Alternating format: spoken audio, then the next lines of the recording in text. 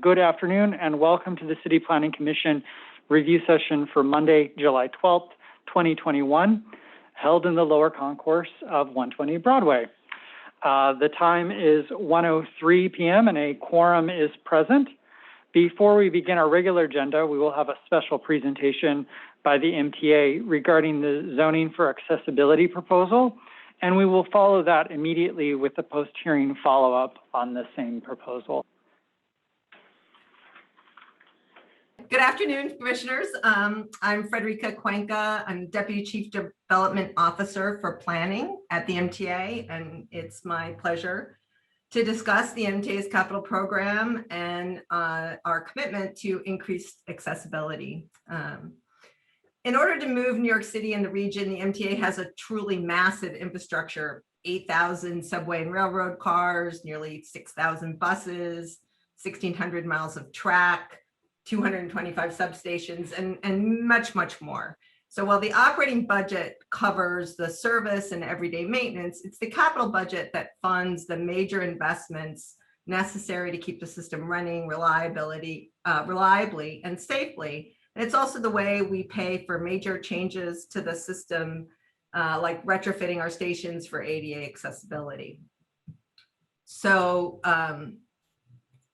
the MTA adopts a new capital program every 5 years, which covers the New York City Transit subways and buses, Metro North, Long Island Railroad, and bridges and tunnels. We've had a capital program since the early 1980s, and it's this ongoing commitment to system renewal that is the envy of every other US transit system.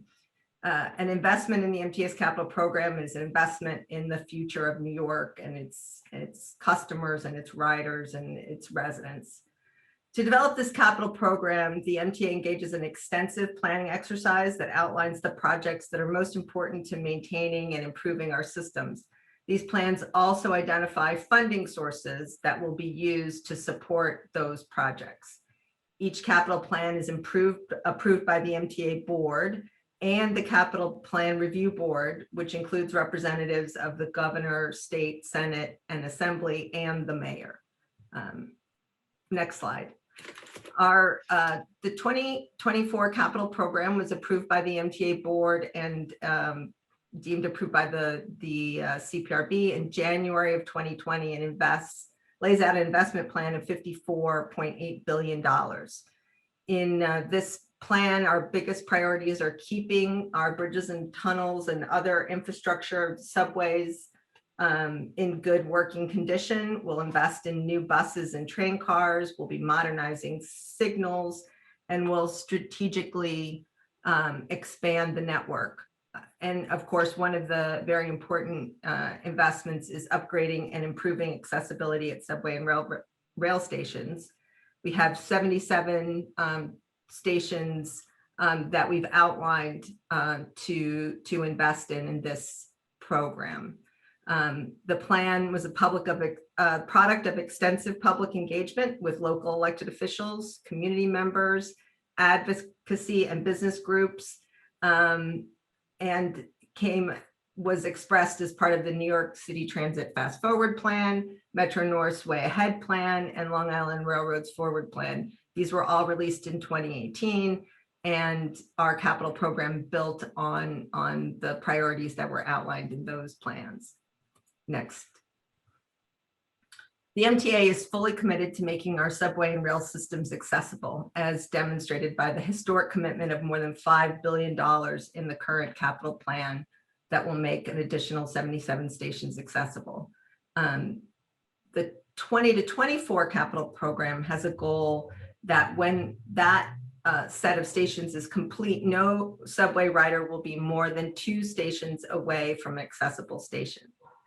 So we are working strategically to prioritize station projects in each capital plan. And we do that in consultation with riders and advocates and based on a series of criteria. When we decide what stations to include in the capital planning cycle, the MTA considers the following things. System-wide and geographic coverage, so the number of stops between accessible stations. And as I said, the goal of the current plan is for to reduce the distance between accessible stations across all 5 boroughs. We also look at destinations. What kinds of destinations are served by a particular station? So schools, parks, retail, cultural hubs, senior centers, or medical centers. We'll look at ridership, which stations serve the greatest number of customers, and including transfers. So we're looking at what does this particular station and making it accessible contribute to the overall ability of people to move around the system. We also look at demographics. We want to reach communities with the greatest needs. So we're looking at populations, concentrations of seniors or people with disabilities, and the socioeconomic status of each station. And then we'll, of course, also look at constructability and cost. So the cost and the time that's required to retrofit a station can vary dramatically based on the station construction and or site conditions. And though we don't shy away from taking on complicated station accessibility projects, we consider project cost and the timeline as factors in deciding the appropriate sequencing and packaging of projects. So the easements that we would receive through the zoning for accessibility would be factored into the selection of future stations for accessibility improvements, since they would, any easements that we have would definitely impact constructability and the cost of an accessibility improvement. So to increase accessible station coverage across the entire system, we are prioritizing neighborhoods that have been where we haven't gone before. So as I mentioned, the 2 stations away, and more than 50 of the stations that we've prioritized in this capital program are outside of Manhattan. So that's how we are moving forward using this criteria on a capital plan by capital plan basis. Next slide. So this commitment isn't just on paper, and we've not slowed down due to COVID. And in fact, we've accelerated our delivery of ADA projects. In 2020, we made 13 stations, 11 subway and 2 Long Island Railroad stations in the city accessible, and we did so safely despite the COVID crisis. So far in 2021, we've opened new elevators at 57 and 7th at the NQRW station in Manhattan. This is a critical access point for Central Park and Carnegie Hall and other cultural institutions in Manhattan. And we also made a fully ADA compliant platform ramp at Avenue H station in Brooklyn. And we've also did elevators at the Floral Park station on Long Island Railroad. We expect a few more stations to be completed by year end, Livonia and the Times Square shuttle. And while we celebrate each opening, we know how much work remains to make our system fully accessible. And we, as I said, are committed to getting there. So in 2020, when much of our capital plan was on hold, we awarded 13 new ADA subway station projects, including 10 from the 20 to 24 plan. This included a package of 17 elevators at 8 stations that was awarded in December. And we have 11 additional ADA station projects that are in the pipeline for award within the next 2 months. So to accelerate, we're being creative about sequencing and packaging them to maximize the efficiency and minimize customer impact. And we're already seeing this approach pay off with on time and on budget project delivery. And what that means is we're able to continue to increase the pace of the accessibility projects in the future, especially if we have the zoning for accessibility as another tool in our toolbox. Next. So with all the work that's underway on new ADA stations, it is important to remember that we already have nearly 350 stations with elevators, or excuse me, 350 elevators in service across our subway system, with many more on the commuter rail stations in the city. And it's important that we keep the existing elevator fleet in a state of good repair, we are committed to the maintenance of those and keeping them working 24/7 for our customers. So we perform regular preventive maintenance on every elevator in our system with a goal that these elevators will be available 96.5% of the time for our customers. Meeting that goal is extremely challenging in our system over a wide geographic area, but we routinely meet this goal. Over the last 12 months, our average availability rate was 96.6. So in addition to the regular maintenance that we do, the capital program will replace the elevators approximately every 20 years. So we'll modernize the elevator cab, the motors, and upgrade to the latest technology systems. We have several replacement projects in progress right now, and we have plans to replace many more elevators in this capital plan. So we schedule both standard maintenance and our replacement projects strategically so that alternate accessible routes are available to customers with minimal impact, while also looking to leverage other work that might be underway in the system, again, with the view of minimizing the impact to customers and operations. We know how essential these elevators are for our customers, and we take our responsibility seriously to keep them running every day. Next. We also have our customers also rely on these privately maintained elevators. We have 56 in the system. And while the zoning text doesn't explicitly spell out how these machines will be managed, over the years, the MTA has strengthened the maintenance requirements for private elevators to ensure availability for our customers. So we enter into these agreements with the developer that our availability rate meet or exceed our goal of 96.5%. We require that they have performance monitoring on the equipment to make sure that we can get the real-time service status information that we would use to monitor the performance of that elevator, but also to inform our customers through our regular real-time notification process. The developer must respond within 2 hours of notification of an elevator outage. And we are a third-party beneficiary on their maintenance contract. So if for some reason they are not performing the way that we would expect them to, we have the ability to step in and require them to perform. And we also look for financial security on their maintenance and replacement obligations. So we are very much looking to make sure that these elevators are performing just as well as something that we would install ourselves. Next. Okay. So finally, with more than 350 stations still to be made accessible, the pandemic has made clear that we need every tool in our toolbox to achieve maximum accessibility on the fastest possible timeline. Zoning for accessibility complements the MTA commitment. It's a critical tool that will allow us to bring together the public and private sector to advance unprecedented investments in accessibility across our system. Citing elevators as our stations is challenging, with each elevator presenting different issues. So for example, placing an elevator in an underground station often requires navigating around or moving a utilities that are there, sewers or other long-standing infrastructure. Projects require coordination with DOT and local business owners to mitigate sidewalk or pedestrian impacts.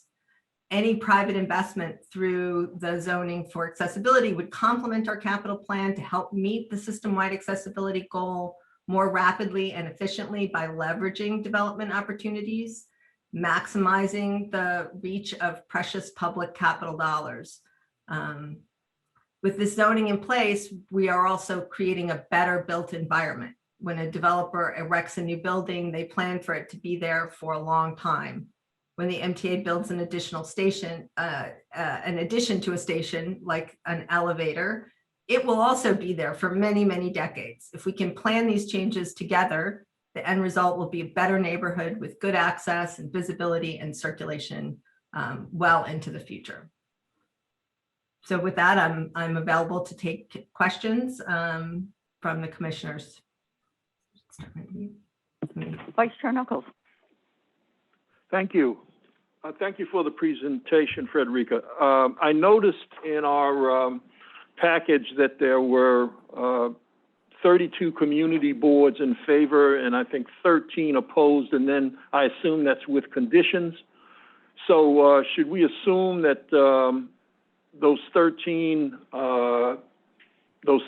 votes were not in opposition to the initiative, but perhaps wanted some modifications? Or just explain to me what those 13 votes mean from your vantage point. So with that, I'd like to turn it over to some of my colleagues who've been close to that conversation with the community boards. Sure, Frederica. I'm Angela Blissio from the city planning team with that, who put together the package and had the summary of community board votes for you. And yes, that's exactly right. Most of the community boards that submitted an unfavorable vote for this were unfavorable with some kind of condition, and then listed those conditions. And those are the conditions that we will go through in our two post-hearing sessions moving forward. And the talking points that Frederica just went through were also in response to many of the community board input, but most of those comments were sort of not related to the approval or opposal of the proposal, but rather, clarifying how this proposal impacts the MTA. In just a few minutes, Angela and Chris will be doing a presentation in which they will methodically go through the community board comments. Thank you. Including your question, Vice Chair. Thank you. Commissioner Cirillo. Thank you, Madam Chair.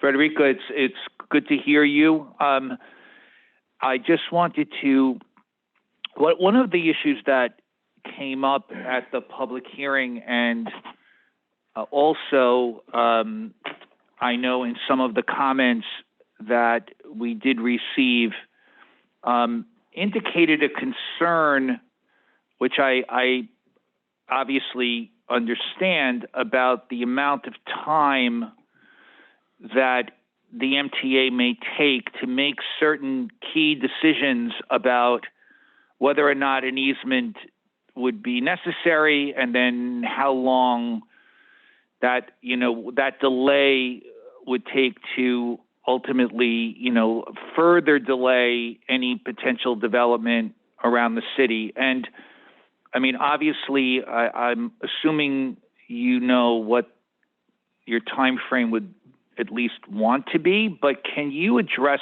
that particular concern in that we're hearing from property owners and obviously developers? Sure, I'll make some general remarks and then again turn it over to my colleagues. We are, I think, a couple of things that are a benefit that we get with the ZFA. One is people come to us very early in their process, so it makes it much easier for us to plan together. Two, we have completed a study of all of our stations. So we have we've thought about them. We've thought about where's a good entrance, what is it going to take to make this station accessible. So those two things, I think, will really help speed the process. And with that, I'll turn it over to sort of anybody else to provide a little bit more information or color about the way that we interact with developers. Thank you. Is there someone else from the MTA who's going to talk about that interaction? So I don't know, Moonson, if Frederica? you want to say, if you want to say a little bit, or Angela wants to jump in. Oh yeah, I can just jump in and say that in our second post-hearing discussion, we'll have a much more thorough conversation about the easement recommendations and conditions that we got from community boards, and have a more thorough discussion of these kind of timelines and things. Again, to clarify, today we've broken up post-hearing follow-up on this complex proposal into two parts. Okay. Today we're going to cover the bonus mechanism And then at our next post-hearing review session in 2 weeks, we will cover the easement provisions because we're continuing to work with the MTA on exactly this issue that you raised. Okay, and then I guess timing-wise, the other things I was thinking about, and I say this knowing how effective this kind of a proposal can be based on the work that I do in Midtown East and the benefits of linking development to transit improvements. It certainly is it's a win-win. But the issues that I was thinking about, which is more in my capacity of understanding the Staten Island community's concerns about this proposal and the different type of built environment that already exists and the kind of impact, if not a bonus, because I know that wouldn't apply, but the zoning relief that comes with. So would that be part of the easement discussion? Exactly. That will. Okay, then I'll obviously follow along, but I appreciate that and thank you. And thank you, Frederica, for your response. And I'll note that our colleagues from the MTA will be here after Angela and Chris's presentation as we do a deeper dive into the bonus provision. Got it. Okay. Any other questions specific? Yes, Commissioner Dweck. Thank you. My comment's not related to this project, but being that we have Frederica online, later on today we're going to be looking at the Brooklyn Development Center, and I just wanted to bring across your radar as you're making your capital plans. Borough President Adams' desire to see the MTA investigate the feasibility of extending the terminus on the 3 train to a newly constructed station, which would serve that area should it come to pass. So having you in front of us was the opportunity to bring it to your attention. Thank you. It's so noted, and I will definitely bring that back. Okay, with that, thank you for Frederica, as always. And if we could then, Ryan, move on to part 2. Sure. We'll have Angela and Chris give your presentation and post-hearing follow-up. Next slide, please. Good afternoon, commissioners. Again, I am Angela Blissio. I'm the project lead for zoning for accessibility, and I'm joined today by Chris Lee, our zoning lead. For today's post-hearing session, Chris and I will be summarizing and responding to considerations that we received on the expanded transit bonus program, a component of our project that received the most recommendations and comments from community boards during the public review process. Today's post-hearing discussion will also cover considerations that we've received for the additional discretionary actions for further zoning modifications. In the next post-hearing session, we'll discuss considerations and recommendations on the easement provisions. So with that, I'll immediately pass it over to Chris to go through some of our comments and considerations. Thanks, Angela, and good afternoon, commissioners. Next slide, please. For the expanded bonus program, we've organized the testimonies into 3 general topics: recommendations to keep the bonus as a special permit, recommendations on the applicability and coverage area of the bonus, and comments on the specifics of the floor area bonus in terms of how it relates to existing zoning provisions and how floor area increase is determined. The second part of today's presentation will cover recommendations on the additional discretionary actions for further zoning modifications that are available in the proposal. Next slide, please. On the transit bonus, a few community boards had recommended that the proposed bonus remains as a special permit. We would like to note the proposed authorization mechanism is in response to concerns which were outlined in City Council's Zoning for Transit Accessibility report that today, transit bonus proposals must go through ULURP, and they can take over 2 years from the beginning of the application process. The report states that accelerated review processes that maintain a role for public input should be considered. Our goal with the proposal is to increase the use of the transit bonus, and therefore we agree with this assessment. We note that there have been only 3 applications for the transit bonus since 2000 and believe that speeding up the review process would begin to address this. We think the proposed authorization process would offer an accelerated review process that maintains public input in the form of community board review and discretionary review and approval at the City Planning Commission, and therefore recommend no changes to this aspect of the proposal. I'm just going to take a moment to see if there are any questions on this item. Because there are so many different comments that came in across a range of issues, Chris is just going to pause after each one to see if there are questions. And of course, feel free to do questions, wrap up at the end. All right. Okay, go on, Chris. We also received comments related to the applicability and coverage area of the bonus. Some testimonies had recommended either increasing or decreasing the maximum distance for a development site to provide an off-site improvement to a receiving station. Beyond the review process, we believe that the current adjacency requirement is one of the main limits to use of the transit bonus since it severely narrows the number of possible sites. In response, we created an expanded coverage area that was more reflective of the actual catchment area of transit riders. The proposal would expand the threshold based on a short walking distance from a station. So in most areas, this would be 500 feet. And in central business districts, this distance would expand to 1,500 feet because of the higher concentration of stations and the higher usage of transit.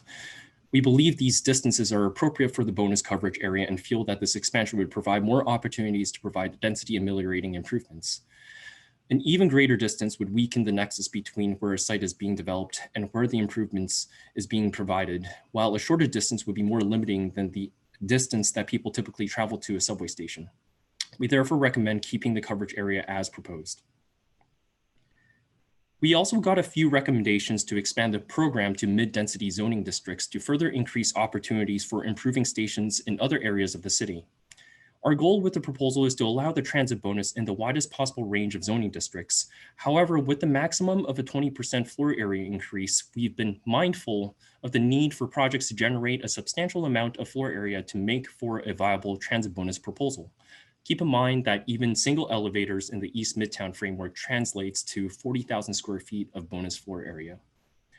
While the transit bonus is only available today in the highest density commercial districts, the proposal expands the applicability to all R9 and R10 equivalent districts because we believe typical sites there could generate a large enough bonus to produce meaningful transit improvements. Beyond that threshold, we believe that lower density districts would rarely, if ever, be able to produce a large enough bonus given the 20% maximum. We are concerned this would create a sense of false hope that improvements could be provided through the bonus program when in practical reality, they would not. We also note that such a change would be out of scope, and so in total, we do not recommend changes to the district applicability. Next slide. Commissioner Ortiz. Hi, I have a question on that. You know, what is the mechanism for, you know, as a community develops and might upzone, you know, do they automatically become eligible for the bonus, or do you have to go through a public process again? If there were to be a rezoning to an R9 or an R10, then these provisions would Embedded in the, okay, thank you. So on the same topic, we also received a comment about the Hudson Yard Station at 34th Street. A community board had specifically requested that Hudson Yard Station be excluded as a station that could receive an improvement from nearby sites. This station was recently constructed and is therefore already compliant with ADA requirements. As stated previously, our goal is to maximize opportunities for use of the transit bonus, and so the proposal does not exclude any mass transit station that is within 500 feet or 1,500 feet from a site in an eligible zoning district.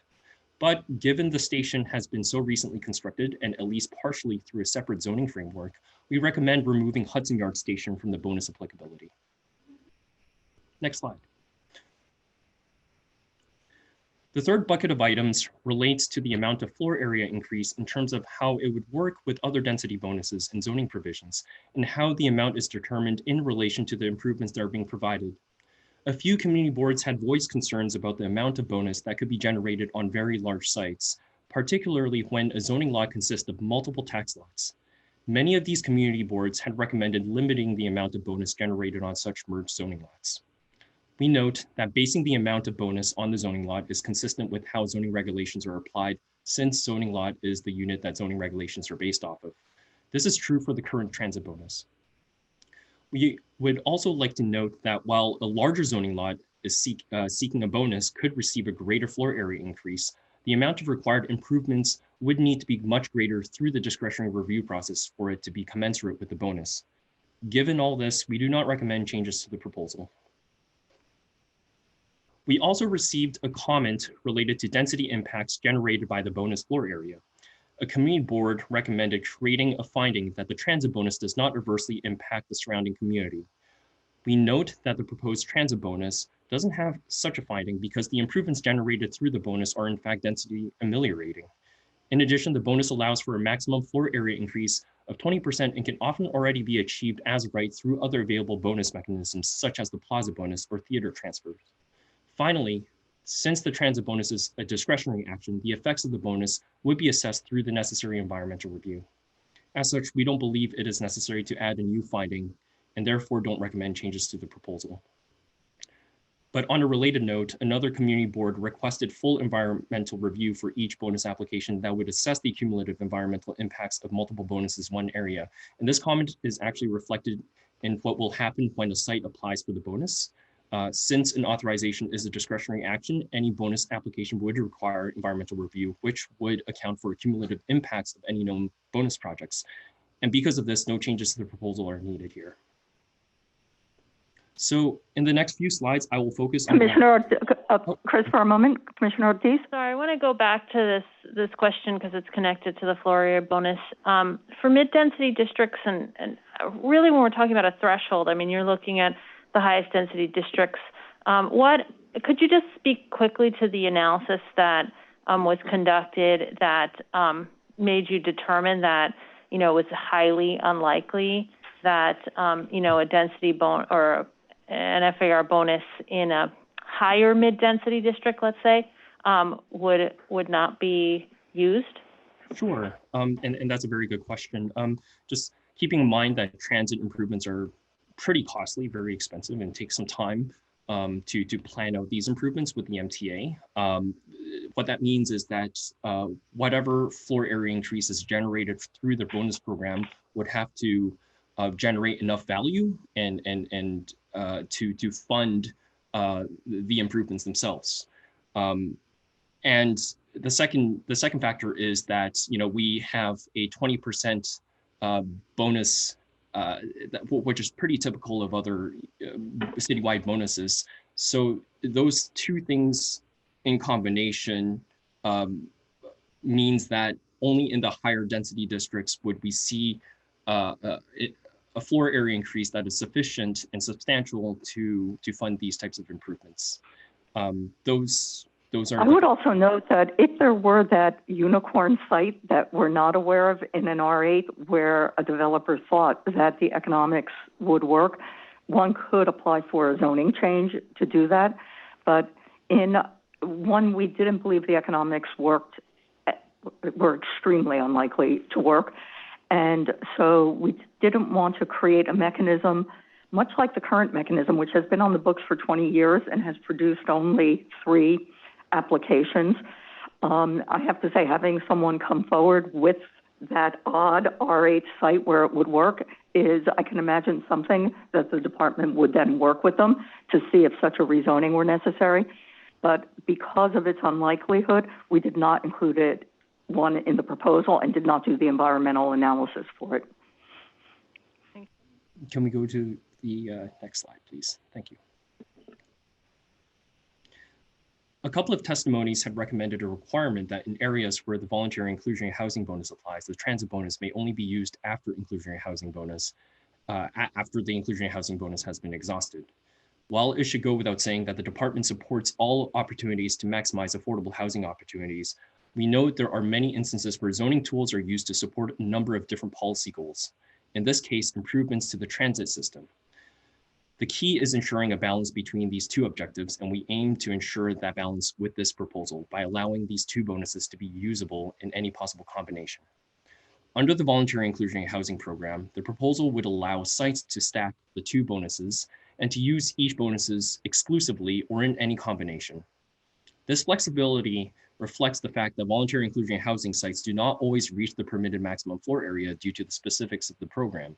That said, we believe voluntary inclusionary housing would have many built-in advantages that would make it the primary choice for increasing floor area. And for these reasons, we believe that the flexibility in utilizing these bonuses individually or in combination would not diminish existing incentives to provide inclusionary housing. We therefore don't recommend changes to address this concern. While not the focus of this question, we also note that mandatory inclusionary housing areas In mandatory inclusionary housing areas, MIH would continue to be a requirement up to the current maximum FAR. We also received recommendations to require affordable housing for the bonus floor area generated by the bonus. As stated previously, we have multiple goals that we are seeking to achieve as we plan for the city, inclusionary housing being one of them, but equally as important is accessibility at our transit stations. Our goal with the proposal is to maximize the use of the transit bonus. Related to this, we want to make sure that the amount of transit improvements that could be provided through these applications are maximized. As we know, the delivery of station improvements can be quite costly, and because of this, the additional bonus floor area must generate sufficient revenue to cover this cost. Subjecting the bonus floor area to inclusionary housing requirements would compromise the incentives provided by the program and minimize the amount of improvements that could be provided. And given these reasons, we don't recommend making any modifications to address this. Next slide. A series of recommendations also suggested limiting the usage and stacking of the proposed transit bonus with other density bonuses. Some had suggested that any stacking should be capped at 20%. Others had suggested that stacking should be restricted to areas where voluntary inclusionary housing applies, and that the bonus should preserve the agreed upon precedent and hierarchy of floor area bonuses in Hudson Yards and Garment Center. While the goal of the proposal is to maximize use of the transit bonus, we also want to ensure that this bonus does not upend previously established planning goals and floor area structures, particularly in special purpose districts. While developing the proposal, we undertook a comprehensive review of all of the special districts where the bonus would be applicable. Through this effort, we applied the bonus in 3 general ways. In special districts, where there is no transit bonus today, we made the transit bonus applicable. If voluntary inclusionary housing applied, we allowed stacking. In special districts where the transit bonus currently applies, we did not change the current stacking framework. And finally, in areas where there are unique transit bonuses, such as in East Midtown or Long Island City, we did not apply the transit bonus since they have their own area-specific transit zoning tools. Next slide. We did, however, find 2 special purpose districts where the existing planning framework did not neatly fit these 3 general categories and so had to be treated differently. Within the special 125th Street district, inclusionary housing and the visual or performing arts bonus can be used exclusively or in any combination. This bonus relationship is unique in the zoning resolution, and because of this, we allowed the transit bonus to stack on top of both inclusionary housing and visual or performing arts, whereas elsewhere, we only allow stacking above inclusionary housing. In Hudson Yards and Garment Center, floor area increases are available through the district improvement bonus and inclusionary housing, which are tied together in a specified formula. Given this relationship, the transit bonus would only be available after a substantial amount of floor area has been generated from these 2 other mechanisms. So as you can see, we have tried to take a sensitive approach to incorporating the transit bonus into the current planning frameworks of all the applicable special purpose districts. And given this, we don't recommend changes on this aspect of the proposal. Next slide. And finally, the last group of comments on the proposed bonus authorization relates to eligibility of improvements and the amount of floor area increase that could be generated. A few community boards had requested that the text quantify and standardize the amount of floor area that could be generated for different types of improvements. We believe the transit bonus, which would be available throughout the city, requires a discretionary review process. Transit stations all have unique configurations and circumstances, and the types of improvements needed across the city cannot all be predetermined or standardized. When planning at a neighborhood scale, however, where the necessary transit improvements can be pre-planned, such as in East Midtown, a more standardized as-of-right framework may be possible, but in a broader citywide framework, a case-by-case review is necessary. Given this, we do not recommend modifying the proposal to address this concern. Many community boards also had concerns about the types of improvements that could be provided for a floor area bonus and whether non-accessibility improvements or beautification improvements would be accepted in these applications. Based on these comments, we believe that further clarification in the text is warranted and propose to modify the findings as outlined in this table. The findings in the proposed transit bonus text allow for accessibility, capacity enhancing, and environmental design upgrades, which are all also allowed under the current special permit text. However, both the current and proposed text does not outline how station needs and improvements should be prioritized. To clarify our intent for the transit bonus, we recommend changes to make clear that accessibility or capacity enhancing improvements are required for any bonus application, and that environmental design and beautification improvements may only be provided in addition to such improvements. Furthermore, we recommend clarifying that accessibility improvements be prioritized if a station is not currently accessible. We believe that these changes could clarify the intent and address some concerns that were raised by community boards. And that is it for the floor area bonus considerations. Are there any questions? It's a lot of information to absorb. And again, we will be coming back again in 2 weeks as you reflect on this. So I think, Angela, it's now back to you for the additional provisions. And thank you, Chris. Next slide, please. Thanks, Chris. In addition to the proposed transit bonus, we also received a few recommendations regarding the proposed additional discretionary actions for further zoning modifications. These additional discretionary actions consist of an authorization that would allow zoning relief, including a 25% height increase, and a special permit, which would allow for further modifications. They are intended to support use of the transit bonus and the easement requirement by addressing any unique site constraints that arise. So first, there are 2 items that relate to the authorization. A couple of recommendations requested that a special permit rather than an authorization be required for all additional modifications to ensure that these modifications be subject to sufficient public review. In addition, some community boards requested that notice be included as a requirement before the CPC authorizes any additional modifications to ongoing regulations. We would like to make the zoning for accessibility proposal as usable as possible. And we recognize that there will be scenarios where some additional zoning relief may be needed. The intent of this authorization is to allow those limited modifications which are needed to facilitate the provision of an easement, any associated access or additional floor area on a bonus site. This relief would be restricted to the minimum extent necessary as required by the text. Making this an authorization would match the review process of the transit bonus, and we believe this would support additional use of the bonus. And since this is an authorization, it would include notification, as any application would be referred out to community board for public hearing and recommendations. And as such, we don't recommend changes to this aspect of the proposal. Next slide, please. And finally, we got a recommendation on the special permit for additional modifications to require the City Planning Commission to find that the proposed modifications only allow modifications to the minimum extent necessary that will enable the development of the transit improvement. As we develop this proposal, we realized that there could be a need for even further flexibility than was available through the authorization to accommodate unique sites or transit stations. We therefore created this discretionary action as a special permit to grant a wider range of relief. In the referred text, there's a general finding that ensures that modifications must result in a better site plan, improvement to the station, or a building that is superior in design.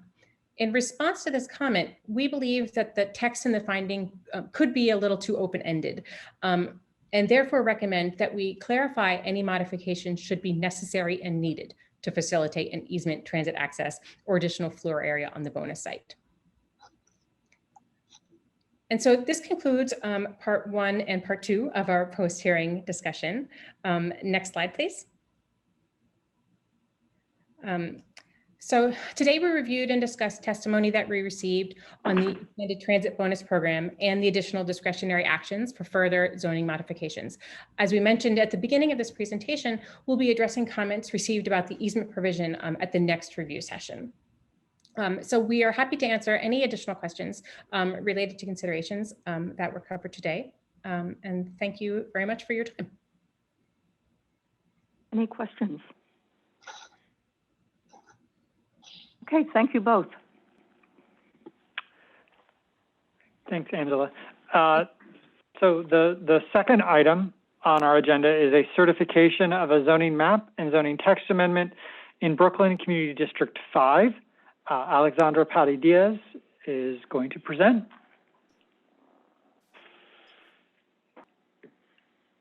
Good afternoon, Commissioners. This is an application by the East New York Community Residence LLC to facilitate the development of a new 9-story mixed-use building on 749 Van Sinderen Avenue in Brooklyn. Next. The applicant is requesting a zoning map amendment to establish a C44L district within an existing N11 district and a zoning text amendment to Appendix F to establish a new mandatory inclusionary housing area. Next. The project area is located in East New York Community District 5 in Brooklyn. Next. And it is located on the eastern side of Van Sinderen Avenue, bounded by New Lotz Avenue to the north and Linden Boulevard to the south. The built environment in the surrounding area generally consists of attached two-story, 1-2 family homes, many of which were developed through the HPD Nehemiah's homeownership program. In addition, multifamily walk-up buildings, some commercial uses, and auto body repair shops are present in the area. Other notable uses in the area are the Flatlands Family Residence Center, which includes approximately 300 beds and serves up to 100 homeless families, and Van Sinderen Plaza, which is it's also developed by HPD and is located directly to the north of the project area, which is a 7-story mixed-use residential and commercial buildings. Ebenezer Plaza, a faith-based development, is also located within the project area, the surrounding area. This area is also accessible by public transit, and it is located within the transit zone. The project area is bounded by the elevated L train subway tracks across Van Sinderen Avenue. The New Lotz subway station entrance is located half a block from the project site. The B15 bus also runs along New Lotz Avenue. New Lotz Avenue and Linden Boulevard serve as the main thoroughfares for the neighborhood. Next. The primary zoning districts are R6. The R7A district is mapped to the north of the project area. The surrounding areas that are located around the elevated L train subway tracks are within an M11 district, and there are C24 commercial overlays mapped along Van Sinderen and C23 commercial overlays mapped along New Lotz Avenue. Next. The development site is located at 749 Van Sinderen Avenue. Next. And it has 250 feet of frontage on this avenue. Next. Van Sinderen is adjacent to the development site and has a width of 25 feet, considered a narrow street per the definition in the zoning resolution. Next. The project area is predominantly improved with auto repair shops that contains approximately 20,000 square feet of floor area. Next. Thank you. The proposed development is an affordable mixed-use building that will contain approximately 100,000 square feet of floor area. It will include approximately 13,000 square feet of ground floor commercial uses and approximately 90,000 square feet of residential uses, generating approximately 120 dwelling units, of which 24 will be 2-bedroom units and approximately 6 will be 3-bedroom units, such as 25% of the units are large family size units. Next. The proposed development will have a maximum building height of approximately 73 feet before a setback and a maximum building height of 95 feet. In order to improve the circulation to the New Lotz subway station and the public realm around the site, the proposed development includes a 5-foot setback from the development site property line along Van Sinderen Avenue in accordance to the proposed zoning district. No accessory off-street parking is required and none will be provided. Next. The applicant is seeking an approval of a zoning map amendment to establish a C44L district within the existing N11. The proposed C44L district was developed for areas that are adjacent to elevated subway tracks, such as the project area. The district mandates a 5-foot setback along the property line in order to set back any potential buildings from these elevated tracks to allow for light and air on the street level. The residential equivalent to this district is R7A, which is a medium density contextual residence district designed to produce quality housing buildings that are roughly 6 to 8 stories in height, with a maximum residential floor area of within mandatory inclusionary housing areas of 4.6.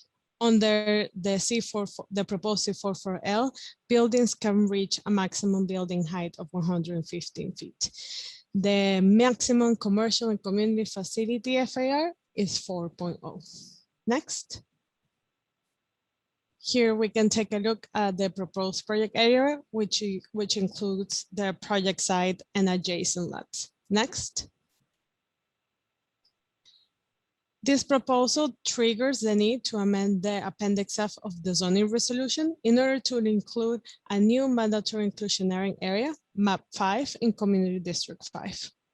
Next. That concludes my presentation. Here to answer any questions. Thanks, Alexandra. Questions? Okay, then this application is certified. Thank you. The third item on our agenda is a certification for the Wildflower Studios, which needs to be recertified due to a technical error. The community board is aware of the error and is proceeding with their vote and their recommendations, which we expect shortly. They have the correct and complete application, and they had that during their prior deliberations on this matter. And this recertification is purely a technical sort of matter. Right? I don't think there should be any questions. This is as technical and wonky as it gets. And so with that, this application is recertified. Okay. And that may be perhaps the quickest agenda item we have ever had. Hopefully. The fourth item on our agenda is a non-ULURP referral of a zoning text amendment and an authorization in Queens Community District 12. I believe Stephen Everett is our presenter.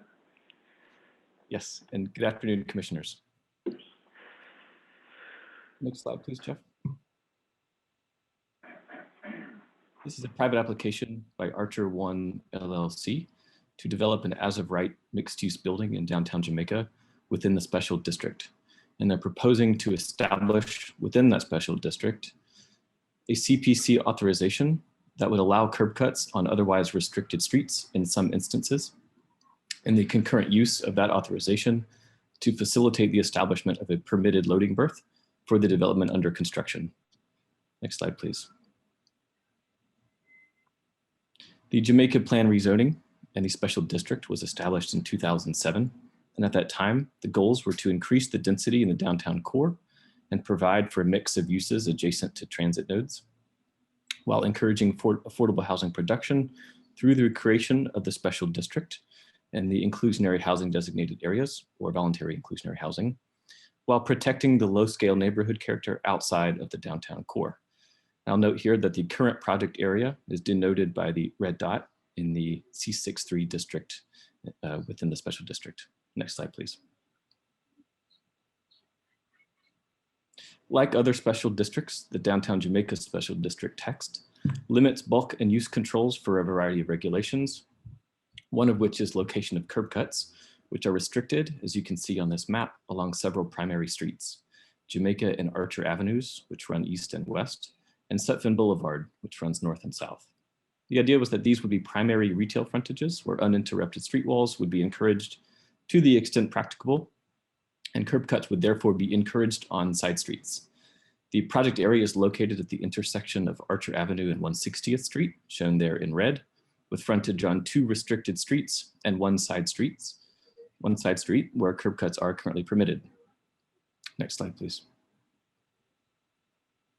The special district text is written in such a way that although new curb cuts are prohibited along these restricted streets, in such cases where the properties have only one street frontage, the commission may certify to Department of Buildings that the curb cut may be allowed. This regulation therefore precludes use of this certification on any property with frontage on a non-restricted street, and the proposed project area is one such example. It's important to note, however, that there's already a precedent for allowing curb cuts on restricted streets in the downtown Jamaica Special District, and there are also similar authorizations throughout the zoning resolution to facilitate curb cuts in otherwise restricted areas. Next slide, please. The project area is located east of the Parsons Boulevard E, J, and Z terminus, with frontage on 160th Street between Archer Avenue and Jamaica Avenue, north of the elevated Long Island Railroad line and north of York College. In this area, the development site appears vacant, but the development team is currently completing an as-of-right building, which I'll return to in a moment. Next slide, please. The development site itself is located at the corner of Archer Avenue and 160th Street, lot 150, shown there in gray. And the zoning lot also includes lot 3, which has frontage on Jamaica Avenue. The property is located in a C63 district, which is an R9 equivalent, and within the inclusionary housing designated area, such that the base FAR for developments with residential use is reduced in this district to a maximum of 6.0, and that can be increased through the provision of voluntary inclusionary housing up to a maximum of 8. Next slide, please. The project area photos show the development site with the green construction fence. Showing it in photo 1, they're on the left in front of the Long Island Railroad looking south. In photos 2 and 3, looking at the development site from southeast on 160th Street and then east on 160th Street looking straight on.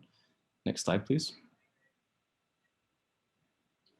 And showing it from the vantage point of Archer Avenue and 160th Street. They're in photos 4, right in front. Photo 5 with it immediately across from the Long Island Railroad line. And in 6, looking north along 160th Street with the development site on the right. Next slide, please. However, as I mentioned, the development site is topping out with an as-of-right building. And this is showing the project from the intersection of 160th Street and Archer Avenue on the left, and with the Archer Avenue frontage on the right. Next slide, please. The applicant team is not proposing use of the inclusionary housing program and is therefore capping the development at 5.97 FAR. This results in a building rising to 22 stories, as you saw in the prior construction photos, with ground floor retail uses and 315 market rate units, with co-working space, a game room, fitness and yoga rooms, and accessory lounges. Next slide, please. The site plan shows the extents of the zoning lot in red, again with frontage on Archer Avenue, 160th Street, and Jamaica Avenue. And the applicant's site is shown in yellow, the development site being at the corner of Archer Avenue and 160th Street. The dark gray footprint represents the footprint of the as-of-right building currently under construction. Next slide, please. With respect to the applicant's building, an as-of-right curb cut on 160th Street will service an attended parking garage. Adjacent to that is a residential lobby on 160th Street. And the area in gray is the portion of development that is as-of-right. Retail frontages are located along Archer Avenue. And on the east side of the development site is a proposed curb cut measuring 14 feet with splays that would service a permitted but not required loading berth. The berth would be accessible for delivery trucks for the retail establishments, as well as for tenants of the residential units for moving in and out and facilitating delivery access. It is only this portion of the development that would be subject to the proposed authorization for a curb cut. According to the applicant, absent the curb cut and loading berth, all deliveries, both commercial and residential, would happen curbside. And the proposed curb cut, therefore, would reduce rather than increase street congestion. Additionally, deliveries will require advanced scheduling, and an attendant will be present to maximize safety and ensure there are no pedestrian conflicts. Next slide, please. Shown here is a rendering of the Archer Avenue frontage of the development with the proposed curb cut and loading berth shown in the foreground and highlighted in yellow. Next slide, please. The excerpt of the neighborhood character diagram shown along the top of this slide shows plan views of neighboring blocks with respective curb cuts. As you can see, blocks on either side of the project area also have curb cuts, some with more than one. I'll also note that the development site currently has a curb cut along Archer Avenue, although it's not in a location useful to serve the proposed layout, and the applicant therefore proposes to remove it while simultaneously providing a new one as shown in the proposed site plan. Next slide, please. The proposed text amendment would allow the CPC to authorize curb cuts, otherwise restricted by the special district text, thereby restricting use of this authorization to properties within one of the restricted areas and only those properties with access to a non-restricted street. The findings are such that the proposed curb cut would not be hazardous to traffic safety, not create or contribute to serious traffic congestion or unduly inhibit vehicular movement, will not adversely affect pedestrian movement, would not interfere with the efficient functioning of bus lanes, specially designed streets and public transit facilities, and will not be inconsistent with the character of the existing streetscape. Next slide, please. In summary, the applicant team is currently developing an as-of-right 22-story mixed-use building with ground floor retail and 315 market rate units and residential accessory space, and propose a zoning text amendment to create an authorization to allow a curb cut on restricted streets in the special downtown Jamaica district, and the concurrent use of that authorization to establish a curb cut, facilitating a permitted but not required loading berth on Archer Avenue. Thank you very much. I'll note that while this action before us is a relatively minor action, there is just so much development going on in downtown Jamaica. And I kind of can see Commissioner Knight smiling behind her mask. Any questions? Yes, Commissioner Ortiz. Hi, yes. Could, noting that there are a number of curb cuts along Archer Avenue, and I found it interesting that the retail is situated to face Archer Avenue. What is the context of the balance of Arthur Avenue, not being so familiar with it myself? I mean, are there other retail establishments along that street in addition to curb cuts? It seems somewhat strange. Sure. So the curb cuts that exist there sort of predated the 2007 restriction of new curb cuts. But Archer Avenue and Jamaica Avenue, as well as Sutphin, do have a mix of uses, and Jamaica Avenue and Archer Avenue being some of the primary retail frontage. So again, in the block immediately west is the Parsons Boulevard E, J, and Z. There's a major movie theater complex there, and the block on both sides is primarily mixed use with ground floor commercial. I'm sorry, so for clarification, my recollection is that most of the retail is on Jamaica and that Archer has less of a retail context. Is that the case? It does have less of a retail context than Jamaica, but it certainly has more than the side streets where curb cuts are permitted. And there is some commercial use along Archer. Okay, thank you. Other questions? Okay, we will then refer this to the community board for 75 days. And I assume, Ryan, that the 75 days result is as a result of the charter change when we refer things over the summer. Yeah, it's not required to do that. It is only required for the ULURP, but we thought it prudent to do this for text changes. Thank you. The fifth item on our agenda is a pre-hearing review of a zoning map and zoning text amendment and a special permit in Staten Island Community District 1. Our presenter is Joseph Helferty. Good afternoon, Commissioners. The following application has been submitted by Richmond SI Owners LLC, seeking a zoning map amendment, zoning text amendment, and special permit to facilitate a mixed-use development comprising of 750 residential units and 18,800 square feet of commercial use in the St. George neighborhood on the North Shore of Staten Island. The application was certified on May 3rd of 2021 and will be discussed at the upcoming public hearing on July 14th. Next slide, please. The project area outlined here in red is currently zoned R6C22 and is located in the center of the St. George neighborhood, surrounded by much of the North Shore's recent city-initiated planning and development activity. Immediately east of the project area is the location of the former New York Wheel site, the Richmond County Ballpark, and the Empire Outlets. And approximately 1/4 mile southeast of the site is the Staten Island Ferry Terminal, the primary hub of public transit throughout the borough, with including MTA bus service, the Staten Island Railway, and ferry service to Manhattan. The project area is located in the northern boundary of the Special Hillsides Preservation District, sharing its eastern and southern boundaries with the Special St. George District. The Special Hillside Preservation District was established in 1987 to preserve the areas of steep slope, specifically along the Serpentine Ridge, and preserve the unique aesthetic value of the Hillsides neighborhoods. Hillsides is primarily mapped in low-density districts on Staten Island. The majority of the regulations are tailored to the lower-density R1 through R3 developments. Conversely, the Special St. George District was created in 2008 to grow the St. George neighborhood as a civic center and transit hub of the borough, implementing regulations to encourage development to attract a critical mass of workers and residents. Unique to the St. George Special District are bulk controls to permit taller, slender buildings up to 200 feet in height on larger C42 zoned sites, and to capitalize the neighborhood's unique hillside topography and views toward New York Harbor. Next slide, please. The proposed development seeks to construct 3 mixed-use buildings totaling approximately 592,000 square feet of floor area to achieve a 6.0 FAR on the site. The development would contain approximately 750 housing units, including up to 225 affordable units and 18,800 square feet of commercial space.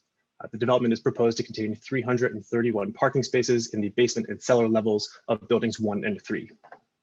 The 3 buildings are framed by a series of open spaces, including a 7,790 square foot public open space at the intersection of Stuyvesant Place and Hamilton Avenue, and 2 additional open spaces between the remaining buildings. The applicant states that the intention of these open spaces is to allow for the characteristics of the hillside topography to flow through the site to meet the intent of the St. George Special District, allowing the area's hillside character to be visible from the street. The buildings are proposed at 26, 25, and 11 stories, with a variety of setbacks at several levels. The applicant states that the development is designed and oriented in such a way as to provide more narrow towers that maintain views toward the harbor from upland areas, including Hamilton Avenue, again aligning with the stated goals of the special district. Next slide, please. So to facilitate the project, the applicant is requesting 3 actions from the commission. The first is a zoning map amendment to rezone the project area from R6 C22 within the Hillside Special District to R73 C24 within the St. George Special District, and the smaller triangular parcel east of the development site, which is currently not located in any special district, would be proposed to rezone from R6 C22 to R6 C24 within the St. George Special District. The second action is a zoning text amendment to the St. George Special District and Appendix F. The St. George text amendment is needed to include the R7 specific regulations within the special district where none exist today, and proposes a new bulk special permit to achieve superior site plan on lots within the R7 district. Additionally, the text amendment establishes the rezoning area as a mandatory inclusionary housing area, mapping options 1 and 2. Next slide, please.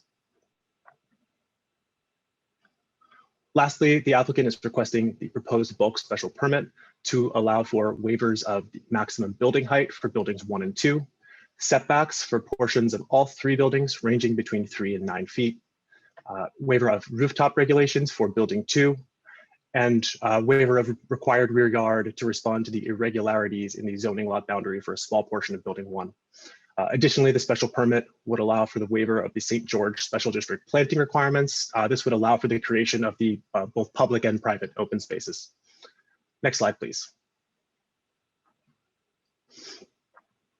A notice of completion for the draft environmental impact statement was issued on May 3rd, and the DEIS identified significant adverse impacts with respect to open space, transportation, and construction.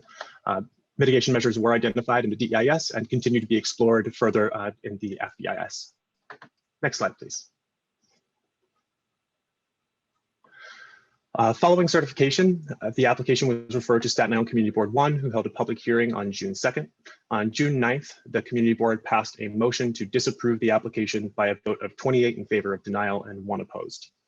The board's recommendations stated that they would prefer to see the site developed within the existing zoning controls.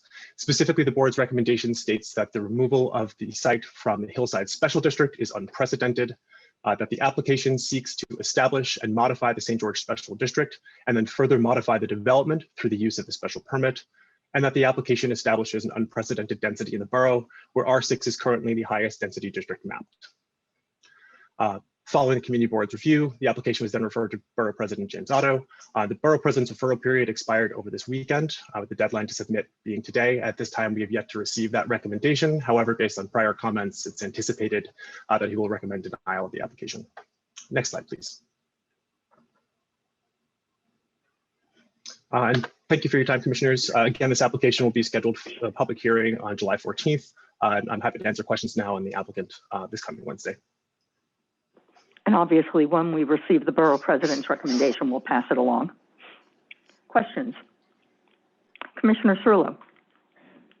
Thank you, Madam Chair, and thank you, Joe. I guess, look, this is a private application, so there's only so many questions, Joe, I would throw at you at this. I think the community board did an excellent job in establishing what the concerns are, and they are very specific. In the sort of public discussion on this project, there really has never been an attack on what it's trying to provide, sort of the mixed-use nature of the project. And again, to some degree, except for the R7 component of this, you know, an as-of-right version of this project would have been welcome.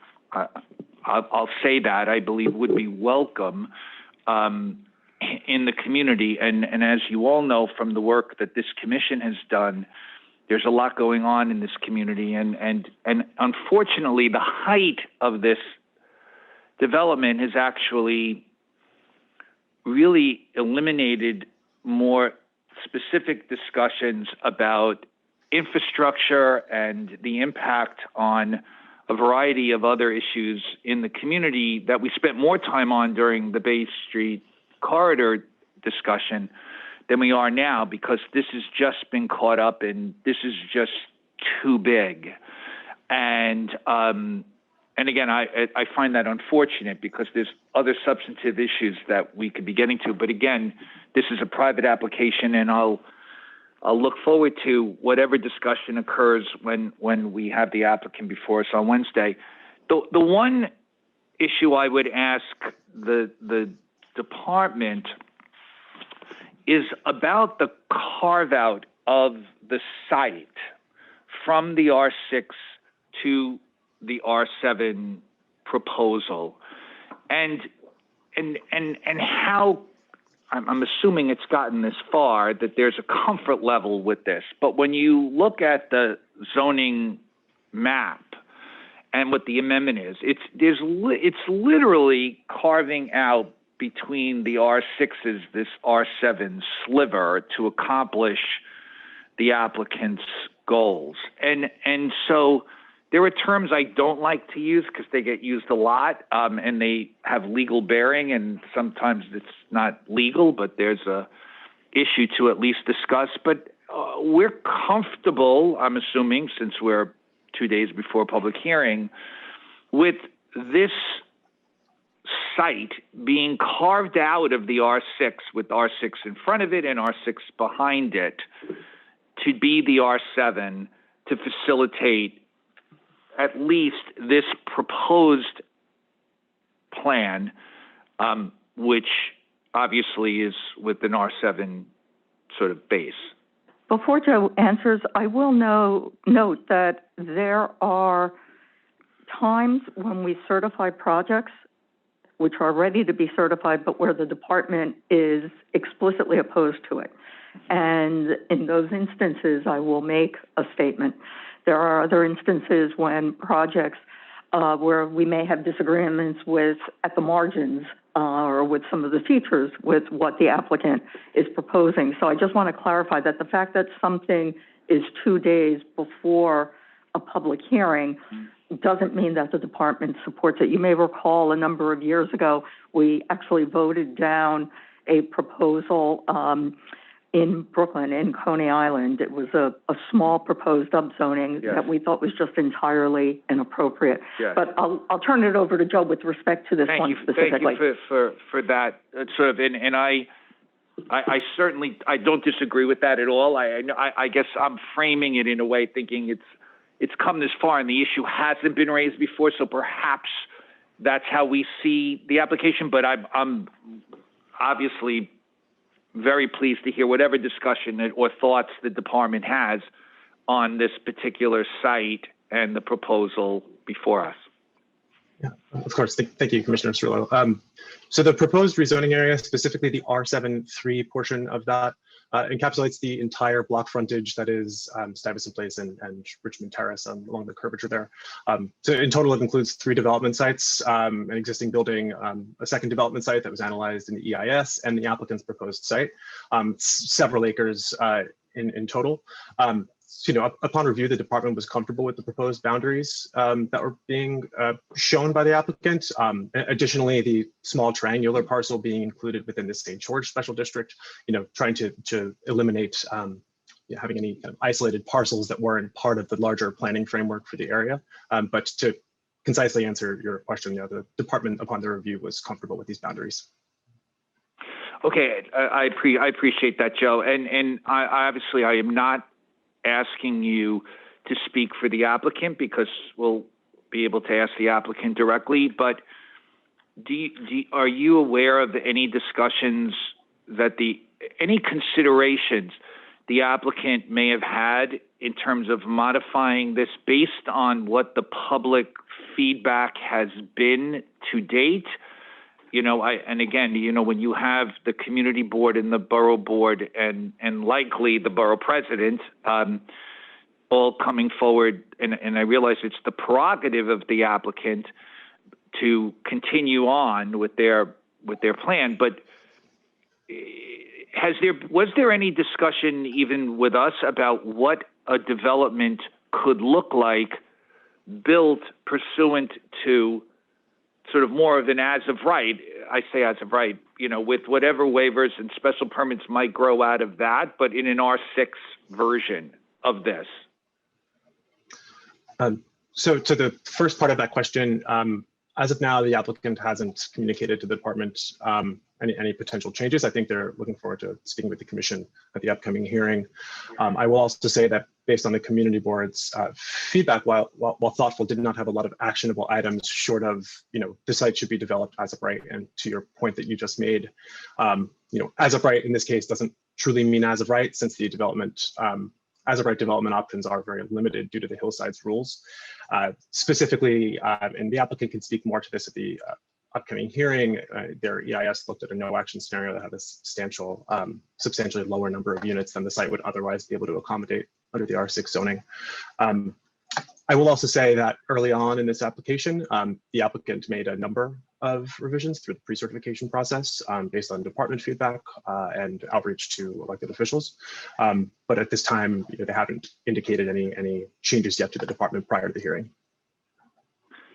Okay, thank you so much, Joe. And I'll also note this did not go to the borough board as it was just within one community district. The community board, yeah. Any other comments or questions? Okay, we'll see this at the public hearing on Wednesday. Thank you, Joe. The 6th item on our agenda is a pre-hearing review of a zoning map and zoning text amendments and a post-referral discussion of an authorization in Staten Island Community District 1. Our presenter is Barry Fisher. Good afternoon, Commissioners. This is a private application located at 252 Victory Boulevard in the Tompkinsville neighborhood of Staten Island Community District 1.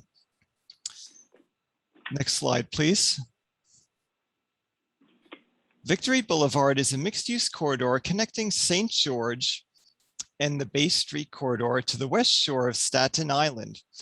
Another mixed-use corridor, Jersey Street, intersects with Victory Boulevard near the project area. Next slide, please. The actions would facilitate a 5-story mixed-use building with about 64,000 square feet of floor area and a resulting FAR of 2.12. It would contain roughly 55,000 square feet of residential floor area, 7,500 square feet of community facility use for a daycare, and 1,200 square feet of commercial retail floor area, and consists of 46 dwelling units, 34 at market rate and 12 affordable. 59 accessory parking spaces would be provided, which exceeds the zoning requirement of only 20 parking spaces for residents. Setbacks on floors 3 through 5 with a roof amenity and planting are also proposed. Next slide, please. The applicant requests the following actions to facilitate the proposed development. First, a zoning map amendment to rezone most of the project area from R32 and R3X districts to an R6B, and also to extend the existing C13 commercial overlay across the entire Victory Boulevard frontage to promote a more lively streetscape for these mixed-use corridors. The applicant also requests 2 commission authorizations under the Special Hillsides Preservation District. First, to disturb steep slope to accommodate the building footprint.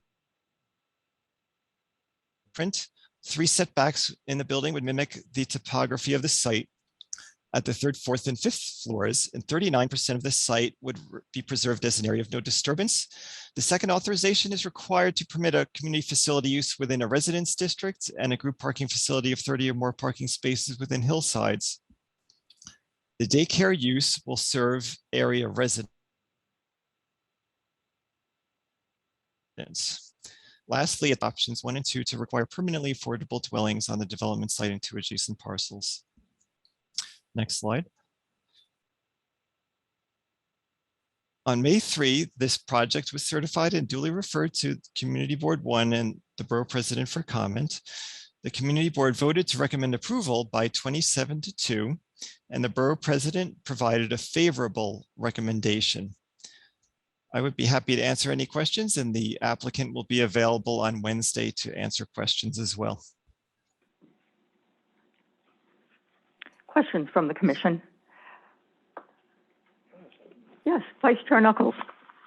So has the developer procured the occupant of the proposed daycare center as we speak, or is that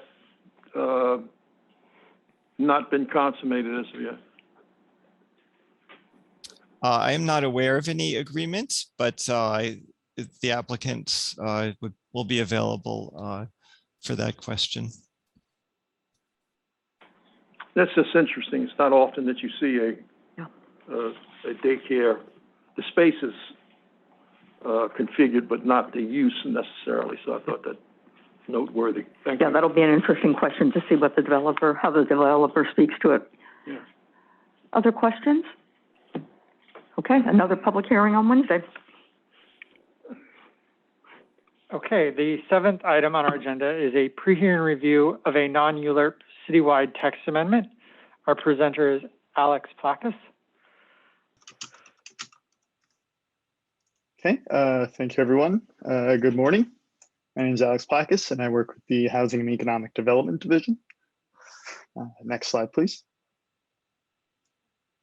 This project is a zoning text amendment that will create a new special permit for hotel development across the city. The goal is to create a consistent framework for hotel development and ensure that new hotels do not negatively affect the surrounding area. The special permit would apply to all commercial, mixed use, and paired M1 residential districts throughout the city. Next slide, please. Over the years, rapid growth of new hotels across different districts in the city has led to concerns about conflicts with surrounding uses. To address these concerns, the City Planning Commission has adopted a variety of special permits related to hotel development in different special districts. This has resulted in an inconsistent framework for regulating hotels. Notably, in 2018, a special permit was adopted for hotels in M1 districts to address conflicts between hotels and the operations of industrial businesses. Next slide, please. In C and MX districts, hotels have introduced conflicts with surrounding uses. Overnight accommodations differ from other as-of-right uses in proximity because they are similar to both commercial and residential uses, but also have the potential to conflict with both. This unique distinction of hotels may require additional scrutiny to ensure they are developed in ways that won't present conflicts with the neighborhood and local businesses. A robust tourism economy is vital to the city's economic health and is expected to recover from the pandemic. Once the industry recovers from the pandemic, hotel development is expected to resume, and the patterns of hotel development over the last 15 years still indicate a need to ensure that hotel development does not create conflicts with surrounding uses. The proposed text amendment will create a consistent zoning framework for new hotels and allow the CPC to evaluate each hotel development's impact on the future use and development of the surrounding area. Next slide, please. Hotels have the potential to create land use conflicts in a variety of neighborhood contexts and zoning districts. We are already aware of the potential conflicts hotels can have in light manufacturing or M1 districts, and several C districts in the city also have hotels in areas where it can be in conflict with nearby businesses, or the site may be planned in a way that may be unsafe for guests and residents. Next slide, please. The new special permit will be applicable in higher density commercial districts, mixed use districts, and paired M1R districts where there is not a special permit today. The new special permit will also apply to those areas that already have a special permit, as we see here on the map in gray. And M1 districts will retain the findings from the M1 hotel special permit, since those addressed unique concerns in light industrial areas. Next slide, please. Similar to the M1 special permit, we will not require a special permit for hotels that are for a public purpose, such as temporary housing for the homeless. This means that rules for siting of homeless facilities will not change and will continue to be permitted as of right in districts where they are currently allowed. While we understand the concerns, the proposal is intended to address the land use concerns related to commercial hotels and is neutral in regard to homelessness. Next slide, please. So the sole finding is the new special permit findings are proposed that the hotel shall not impair the future use and development of the surrounding area.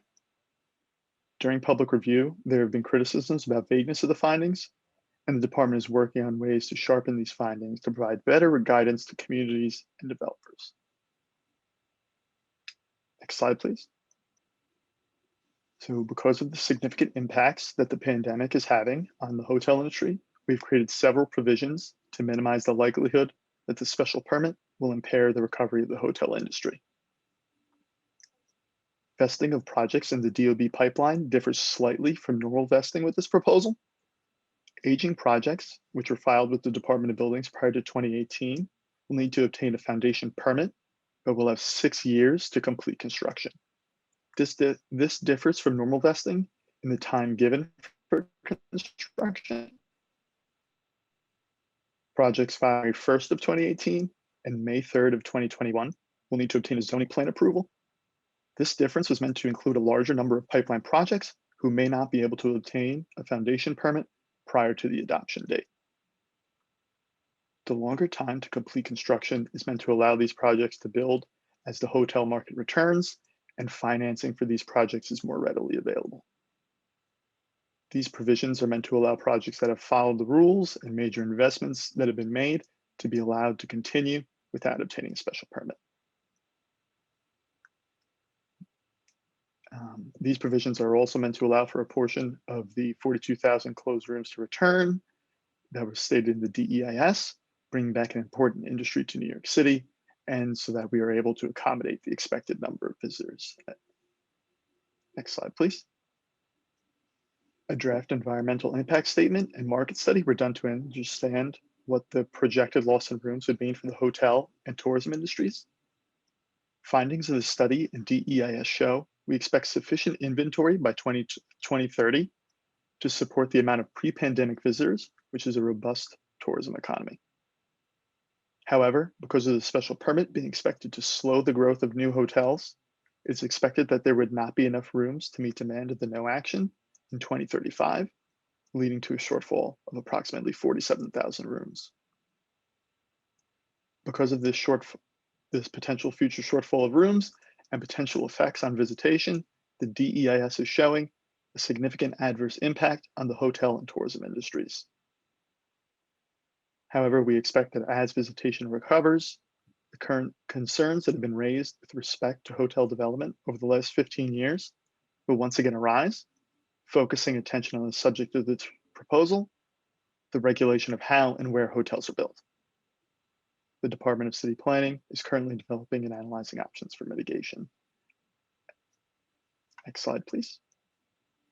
And apologies, this slide has changed slightly, just as public review ends today. The tally of community board votes is as follows: 15 favorable, 4 favorable with conditions, 11 unfavorable, 1 unfavorable with conditions, and 2 waived recommendations.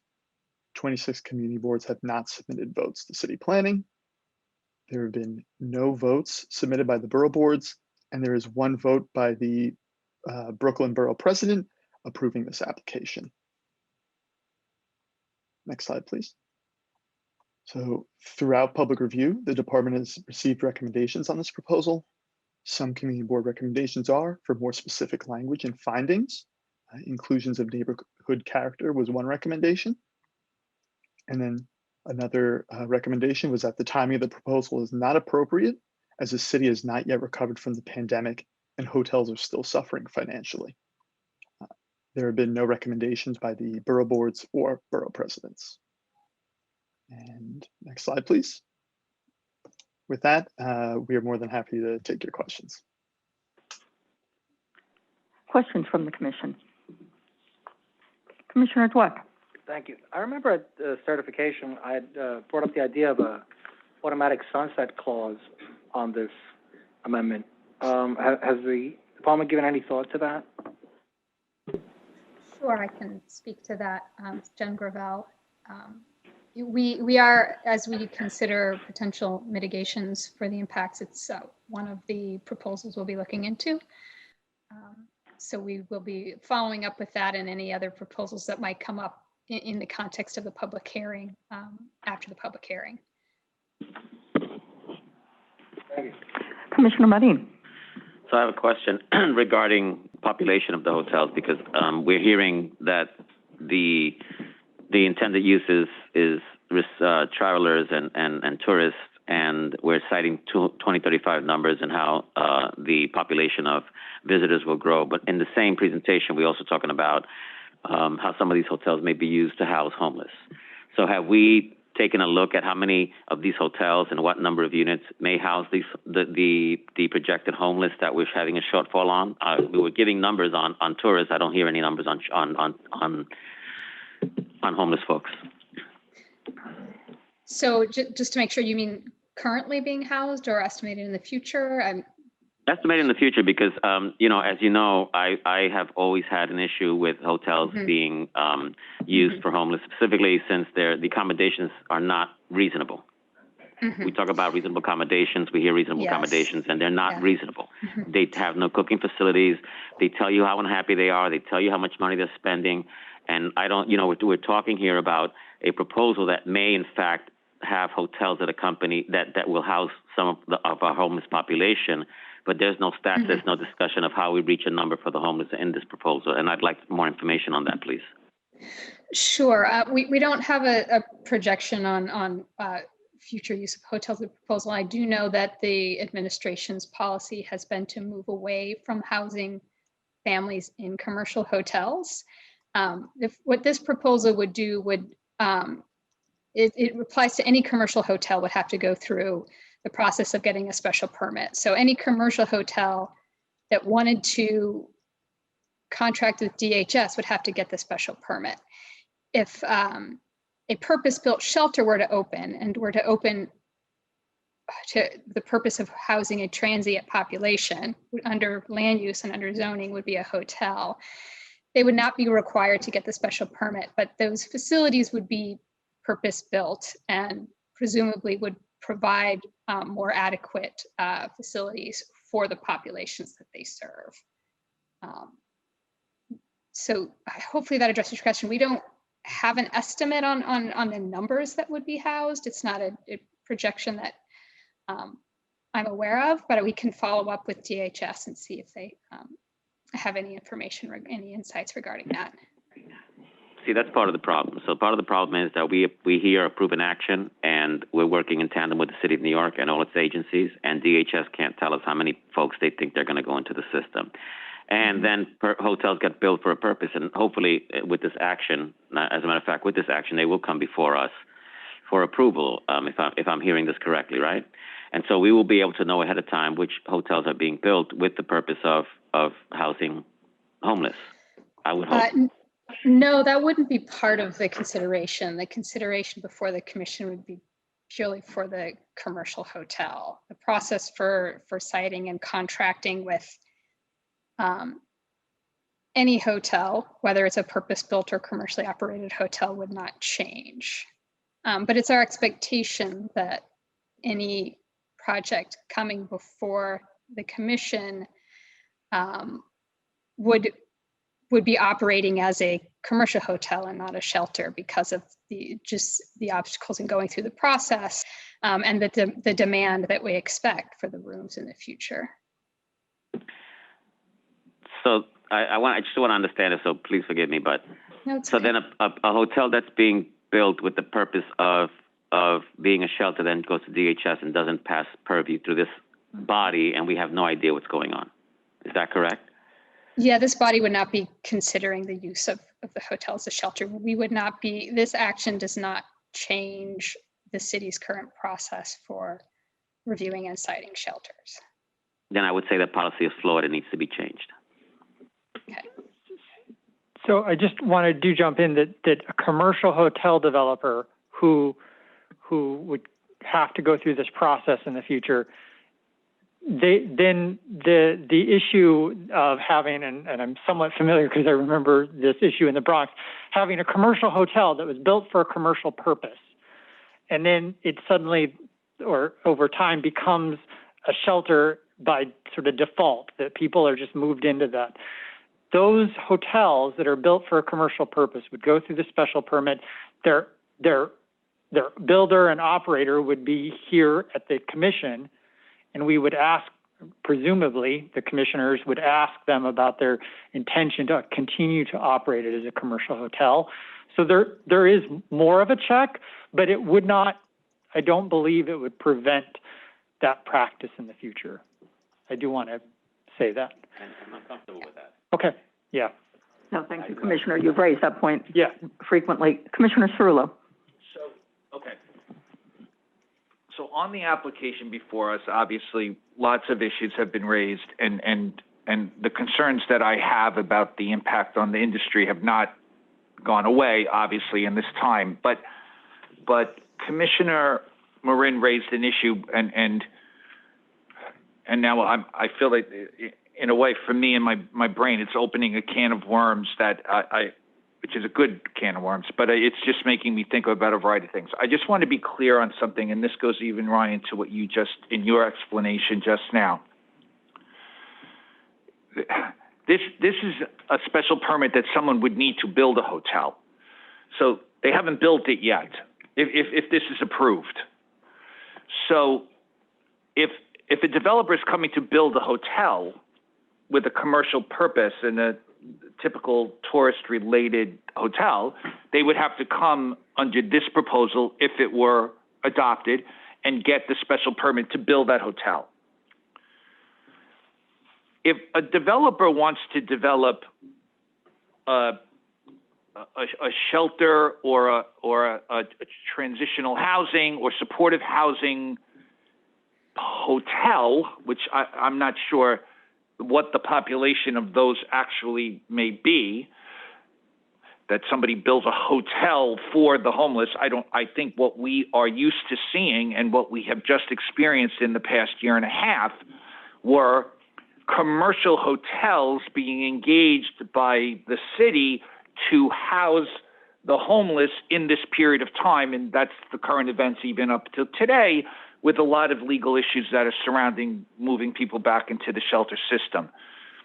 So a developer isn't going to have a commercial hotel that they haven't under this already, that would have already been provided a special permit, or pre-special permit hotel, where then they're going to do something to it to turn it into the homeless, where they would have to come back to us. That would never happen.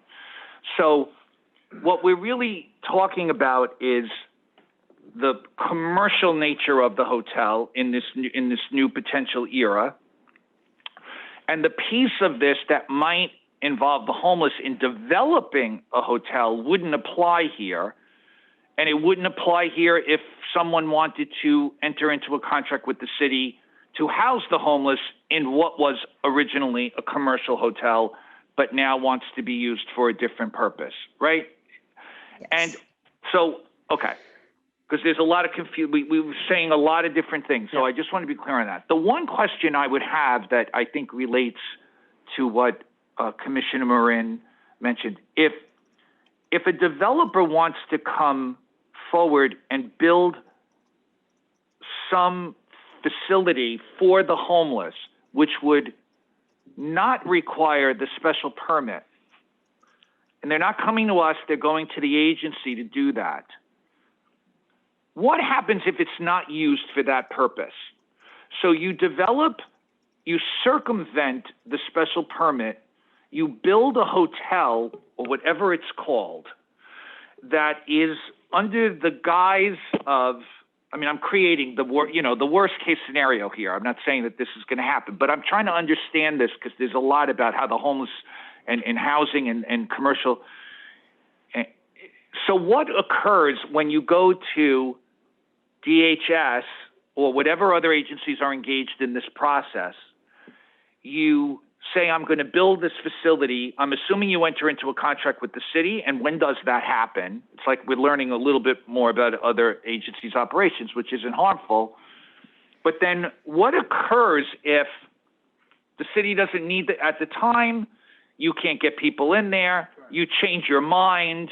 What happens? And how does this, if at all, impact that? I'm not sure it does, but is there a loophole for people to be building hotels, which I'm not against, by the way, I'm just trying to understand, through another mechanism that what occurs? So if I could first note that my microphone isn't working, so if folks could do that just for purposes of the recording. Yeah, we can hear you now.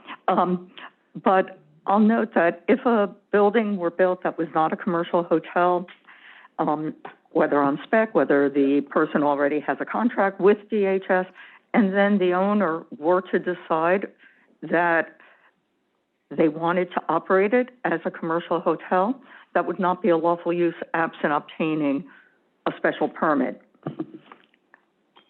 Okay. Because it is the use as a commercial hotel that is proposed to be regulated by the special permit. So they would have, then the assumption would be that in order to then convert it to this commercial use, they would, even though it's developed, have to come for the special permit for that use. For that use, yep. You posed a really interesting law school issue spot. Yeah, okay, got it. Yeah, that's correct. And thank you, Commissioner Cirillo, for your framing, because it was spot on. You got it just right. So I'm glad that you understood. But yeah, also as part of the Department of Buildings permitting process, they have to provide a contract showing that they have a contract with DHS to operate a shelter to get their certificate of occupancy. So there's a check pre-development or in the development process that is the intention. Commissioner Lego is correct in that and someone who would want to then convert that facility to a commercial use would have to come back to the commission for a special permit. Actually, next was Commissioner Ortiz. Hi. Oh, okay. Can you hear me? Okay, my mic is not. Yeah, there's a bug that we've been chasing with these mics for years. Our consultant is here, so we're very excited that he's witnessing this, but the mics should be working. Okay, great. I think it bears repeating that there are significant concerns about this proposal, and I want to hone in on the question of land use rationale. At the beginning of this presentation, there was a discussion that, there are conflicts associated with this use, in certain neighborhoods and communities. But, I still don't quite understand why this use is any different. Historically, it's a use that occurs in cities all around the world. Tourism and hospitality is really an important piece of our economy. We want to make sure that that rebounds following COVID. And so I do not understand the land use rationale where we would put barriers in front of investors who want to come and invest in our community in an industry that, you know, absolutely needs support. And you know, the piece that I didn't see, I saw a lot of these impacts, which I felt weren't really fleshed out sufficiently, but we did not talk about the financial impacts of and the costs associated with this. And I know that their analysis has been done about the impact of you know, on our tax base, which is another concern we have moving forward and recovering from COVID. So, you know, could the department speak to that, the financial implications and the impact this will have on the industry? Because I think that's important for us as we think about this proposal holistically. Sure. Thank you, Commissioner Sewell and Commissioner Ortiz. You know, we share the concerns about the potential effects of the pandemic on the hotel and tourism industries in New York City. The proposal does include some provisions to support the industry's recovery from the pandemic, with the intention of allowing for the inventory, an adequate inventory to support some pre-pandemic levels of visitation. But we do plan for the future of the city, and we do believe that the industry will recover. It's something that we will update in the EIS between draft and final. The tourism sector is vital to the city's economic health. However, the patterns of development over the years have led greater calls for review of hotel development where the neighborhoods where they're allowed. And this idea of requiring site-specific review of hotels has been in discussion for many years, and the administration did air this proposal prior to the pandemic. So it really involves a trade-off between this burden of additional review and the benefits of evaluating individual projects for this specific use. And we believe this process is enabling an evaluation of this trade-off. I didn't hear anything about the land use rationale for this industry versus other industries that are as integral to, you know, functioning urban place. You know, why this industry? Yeah, I mean, I know that you have heard the department speak frequently about how important as of right development and use flexibility are to the city's capacity to provide enough housing and space for a wide range of uses to meet its needs. And we understand that requiring projects to go through ULURP will result in some reduction in the number of projects that are built. And at the same time, there are some uses in zoning that do require special permits, and requiring discretionary review really involves a trade-off between these benefits and the potential for less space to be supplied or supplied less quickly. And this proposal is really looking at the unique characteristics of transient accommodations, which have some characteristics of residential use and some of commercial use. I believe they warrant some more review of individual projects in a way that may not be necessary or appropriate for other uses. And again, I'll note that the issue of the hotel special permit has been one that has been discussed across administrations. It is not a new concept. It's one that generates very strong views on all sides of it. And then Commissioner Ramprasad and then Commissioner Dweck. I have a question with regards to the vesting. I'm looking here, it says projects filed with DOB prior to 2018. Does filed mean an approved status? Because from my understanding, when you have an application that's more than a year in disapproved status, the DOB, the job is considered dead. So you got to refile. So can you get clarification on what does that mean exactly?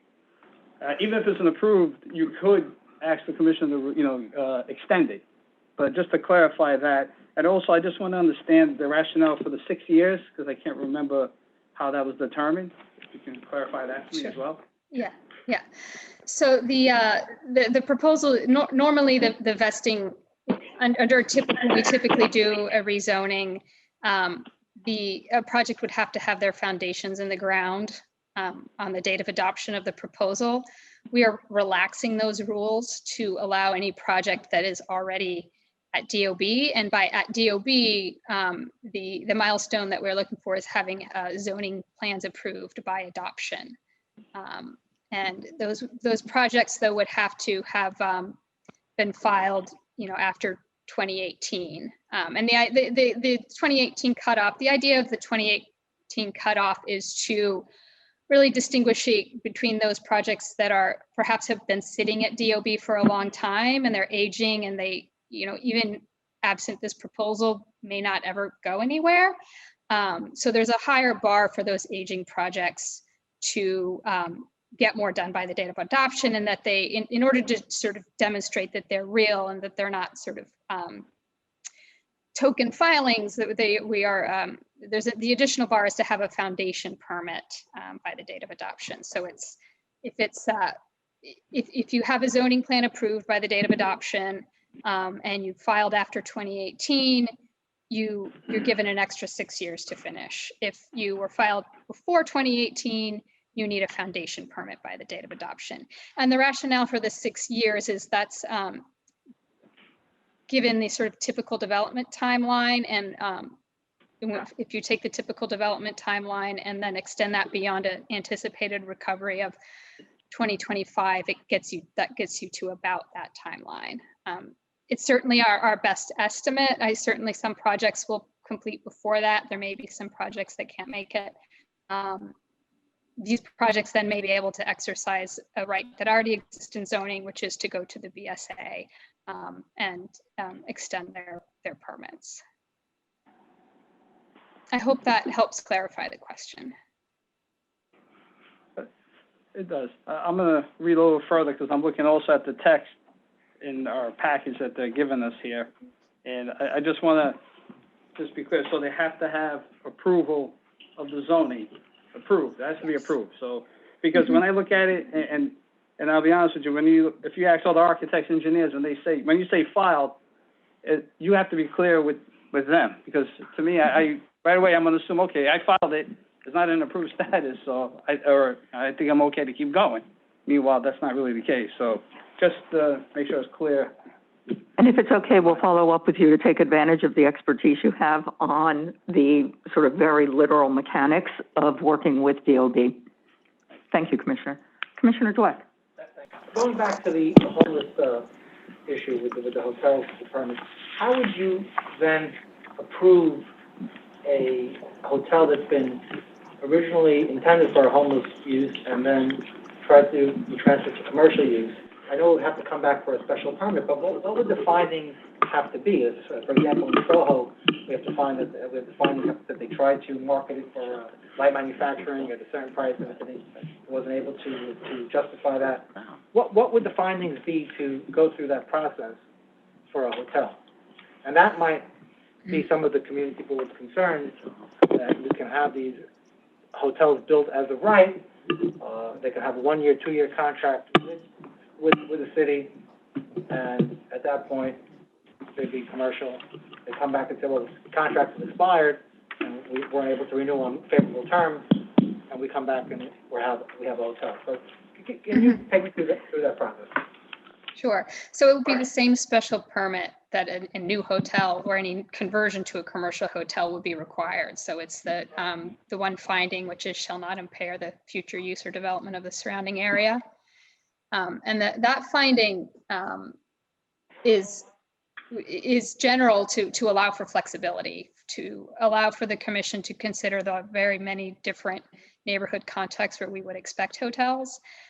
So the process would really not be any different than any other kind of conversion to a hotel. It would be the exact same special permit with the same findings for any kind of new hotel. But the fact that it was previously a homeless shelter doesn't change the process or the findings.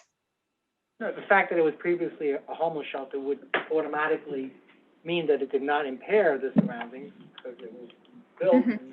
It would be an automatic conversion from the way it would. No, it wouldn't be automatic because, again, a homeless shelter is a different use than a hotel, and so it would have to go through the full special permit. Go through the process, but the findings would have been automatically met if those are the findings. And the fact that it is existing and it wouldn't impair what is already in place. I wouldn't believe that the commission's hands would be tied that way. It would be a discretionary action. Okay, just wanted to bring that to your attention as we flesh this out further. Yeah, thank you. Other comments? Well, thank you as always to the commission for the input, incredibly helpful. And even when it goes well beyond the nature of what we've heard from the public, from the community boards and the borough president. And we will see this at a public hearing on Wednesday. Edwin, good to see you. Same here. Good afternoon, commissioners.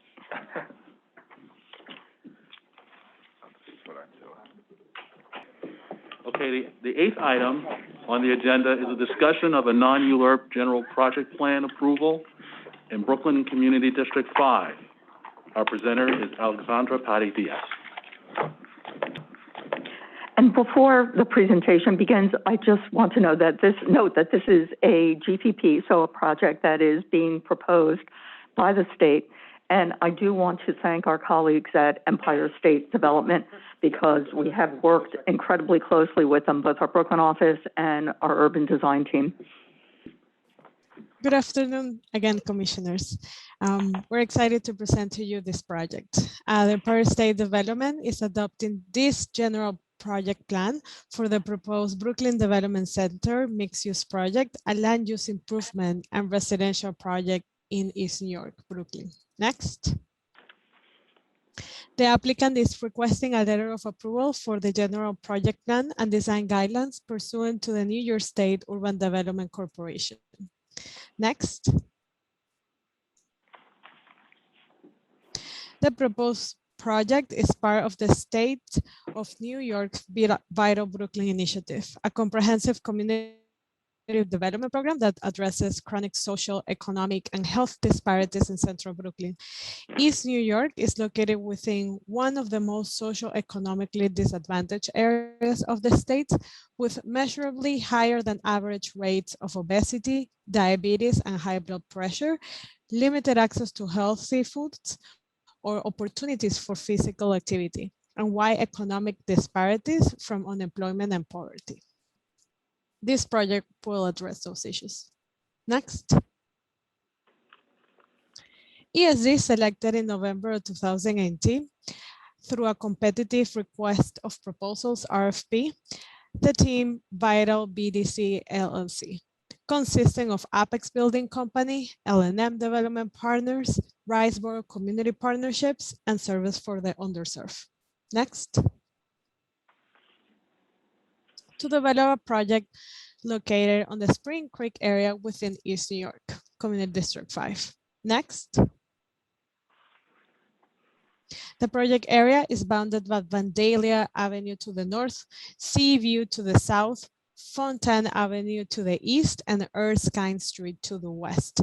The Gateway Center shopping complex is situated to the west, and the Gateway Estates 2 residential development is located west-north of the project site.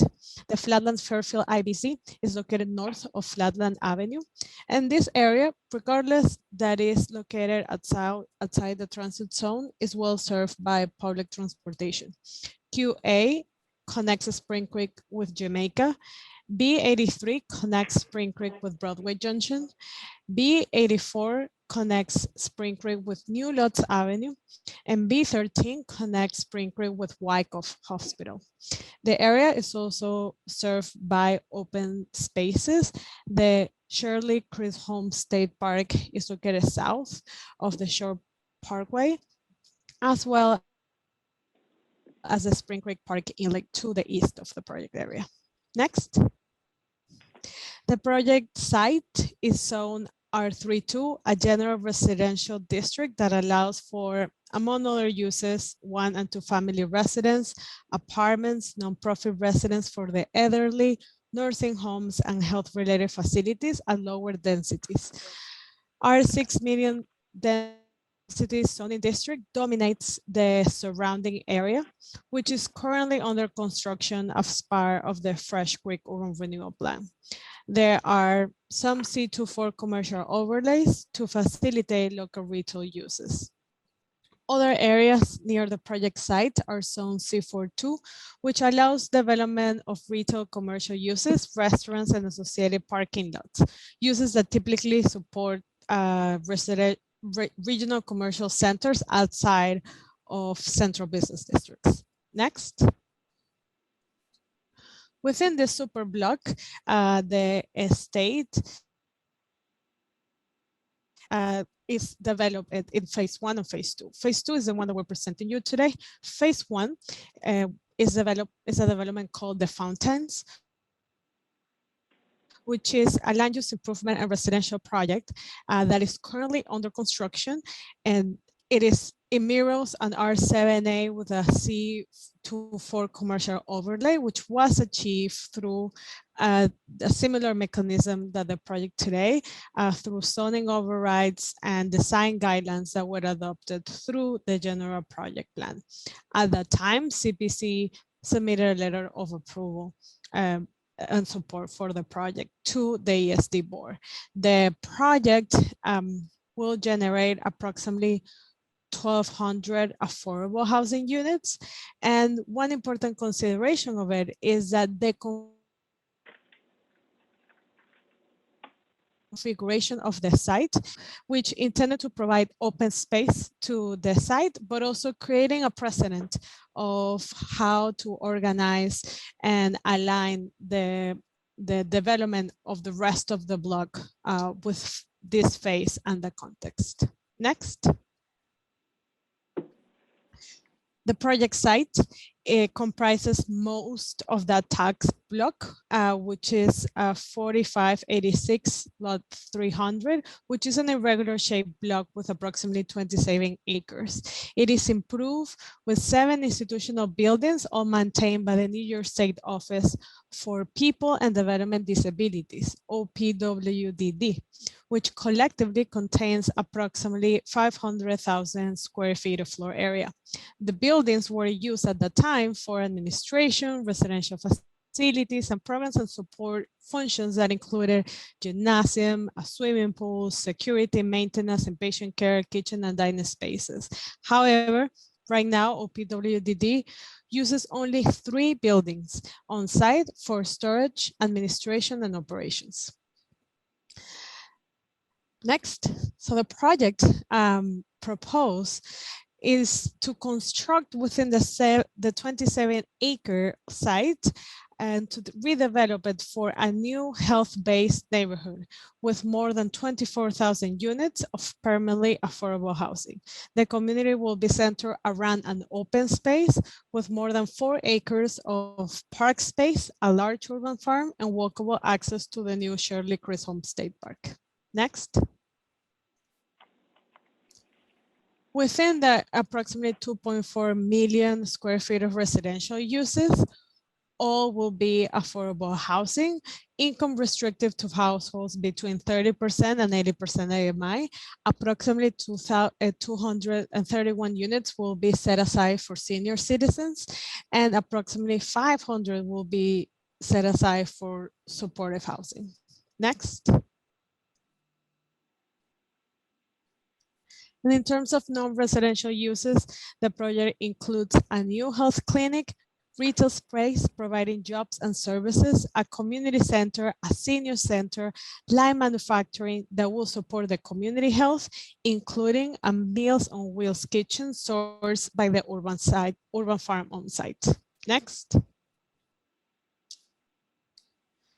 Given the proximity of the project towards the water bodies close to the coast of East New York, the proposed project is designed to the 500-year flood event 2080, exceeding the New York City Climate Resiliency Design Guidance issued by the Mayor Office of Resiliency.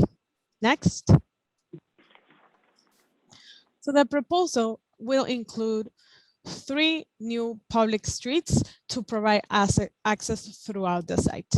North Street runs east to west, will run east to west, connecting Erskine Street and Fountain Avenue. Next, South Street will run east to west, connecting Erskine Street to Fountain Avenue. Next, and Field Drive will run north-south, connecting Seaview Avenue with the new South Street. Next. The plan also include a publicly accessible open spaces to promote access and neighborhood connectivity for the community members of all ages and disabilities. The design will promote social and physical wellness to encourage walking, cycling, and exercising as part of the everyday life of the residents of this new neighborhood. It also will include a balance of landscape spaces between the buildings and other hardscape elements apart from the street and the surface parking lots. The open space plan is comprised of park space, plaza space, shared pathways, and fitness loop, as well as pedestrian walkways.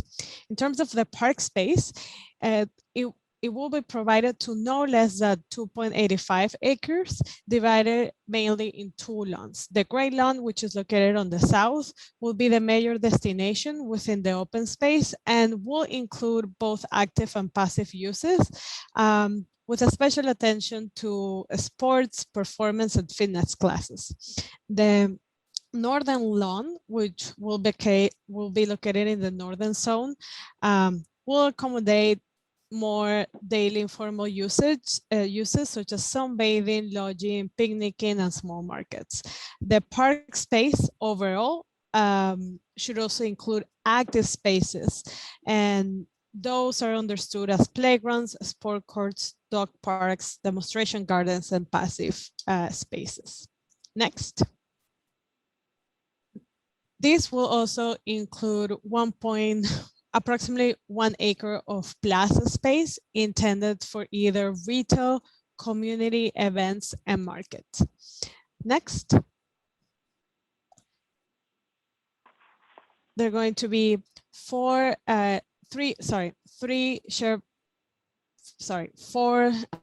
shared pathways that will be used they will serve two dual functions to facilitate the circulation around and within the campus, but also to connect the campus with the context nearby, while also providing access to the local emergency maintenance vehicles. Next.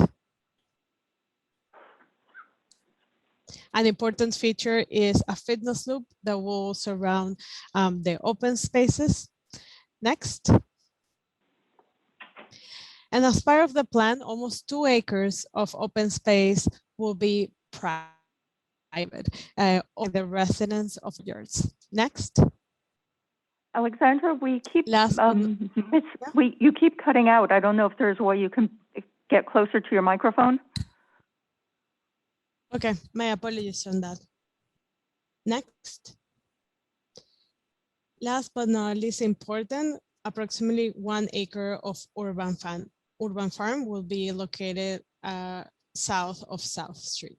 Next. ESD will override the zoning pursuant to the Urban Development Corporation Act, and the development team will enter into a restrictive agreement that requires them to comply with the general project plan and the design guidelines. Next. The project site will be divided in 11 parcels, each to be developed following a specific design controls as follows. Parcel A, which will be located on the corner between Erskine Street and North Street, will be a building composed by maisonettes looking on the open space to reach a height of 94 feet and mid-residential buildings that will reach a height approximately of 200 feet. Uses will be residential, commercial, and community facility. Next. Parcel B will be located on the corner between North Street and Fountain Avenue. Maisonettes could reach a height of 88 feet, and the mid-residential building could reach a height up to 190 feet. Next. Parcel C, which fronts Erskine Street, will have a height within the Maisonette of 96 feet and approximately 168 feet within its mid-rise building. Next. Buildings D and E, which will front Fountain Avenue, will have Maisonettes fronting the open space to a total height of 88 feet, and mid-rise buildings towards Fountain Avenue with a range between 118 and 160 feet. Next.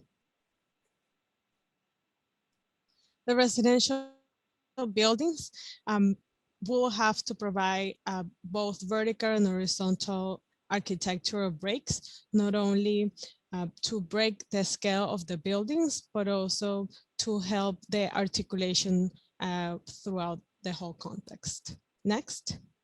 As well as to accentuate both the uses in the ground floor and the access to the buildings. Building F is intended to be a pavilion and a community center that will activate the open space that surrounds it. And Building H will be located on the edge of the center open space and front in South Street, and is intended for manufacturing uses. Next. Building K between South Street and Seaview is intended for either retail, or community facilities uses, as well as parking. And Building A and J are intended for all the accessory uses to serve the campus. Next. So all these parcels will be developed within 6 phases, following a specific maximum program areas and location guidelines. The first phase will be commenced in 2022, and the final phase will be completed project to be completed in 2030. With a total occupancy in 2031. The phases are as follows. Next. Phase 1 is projected to be the development of Building C, which along the residential and the commercial uses would also include a health clinic. Next.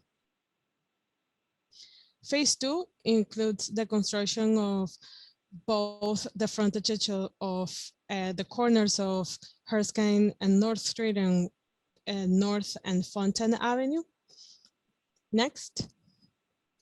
And it's in phase 3 where the main open space with the Maisonettes and the pavilion will be developed.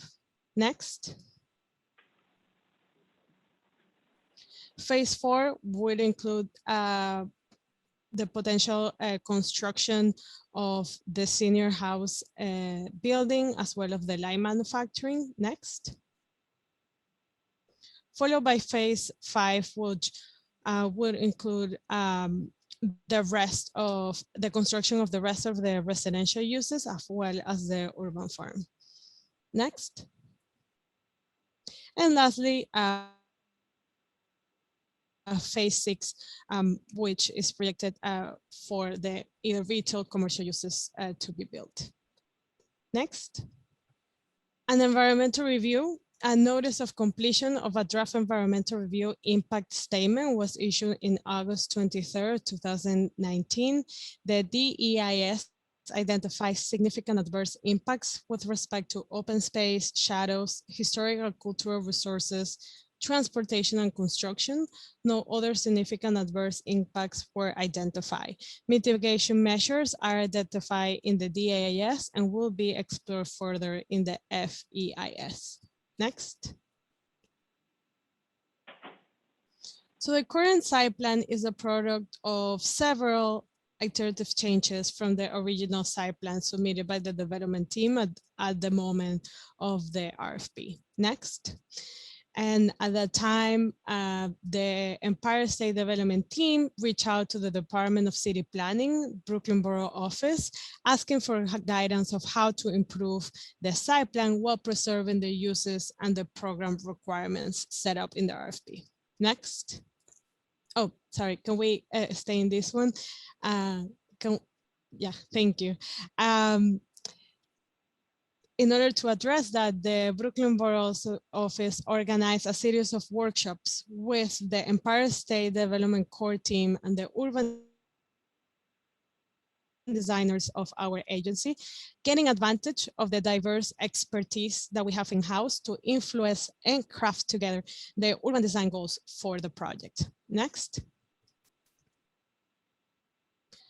Following those workshops, the following urban design principles were crafted in terms of and communicated to the development team. In terms of the site plan, we envision to break out the super block with a very defined and legible urban grid that also connected to the context.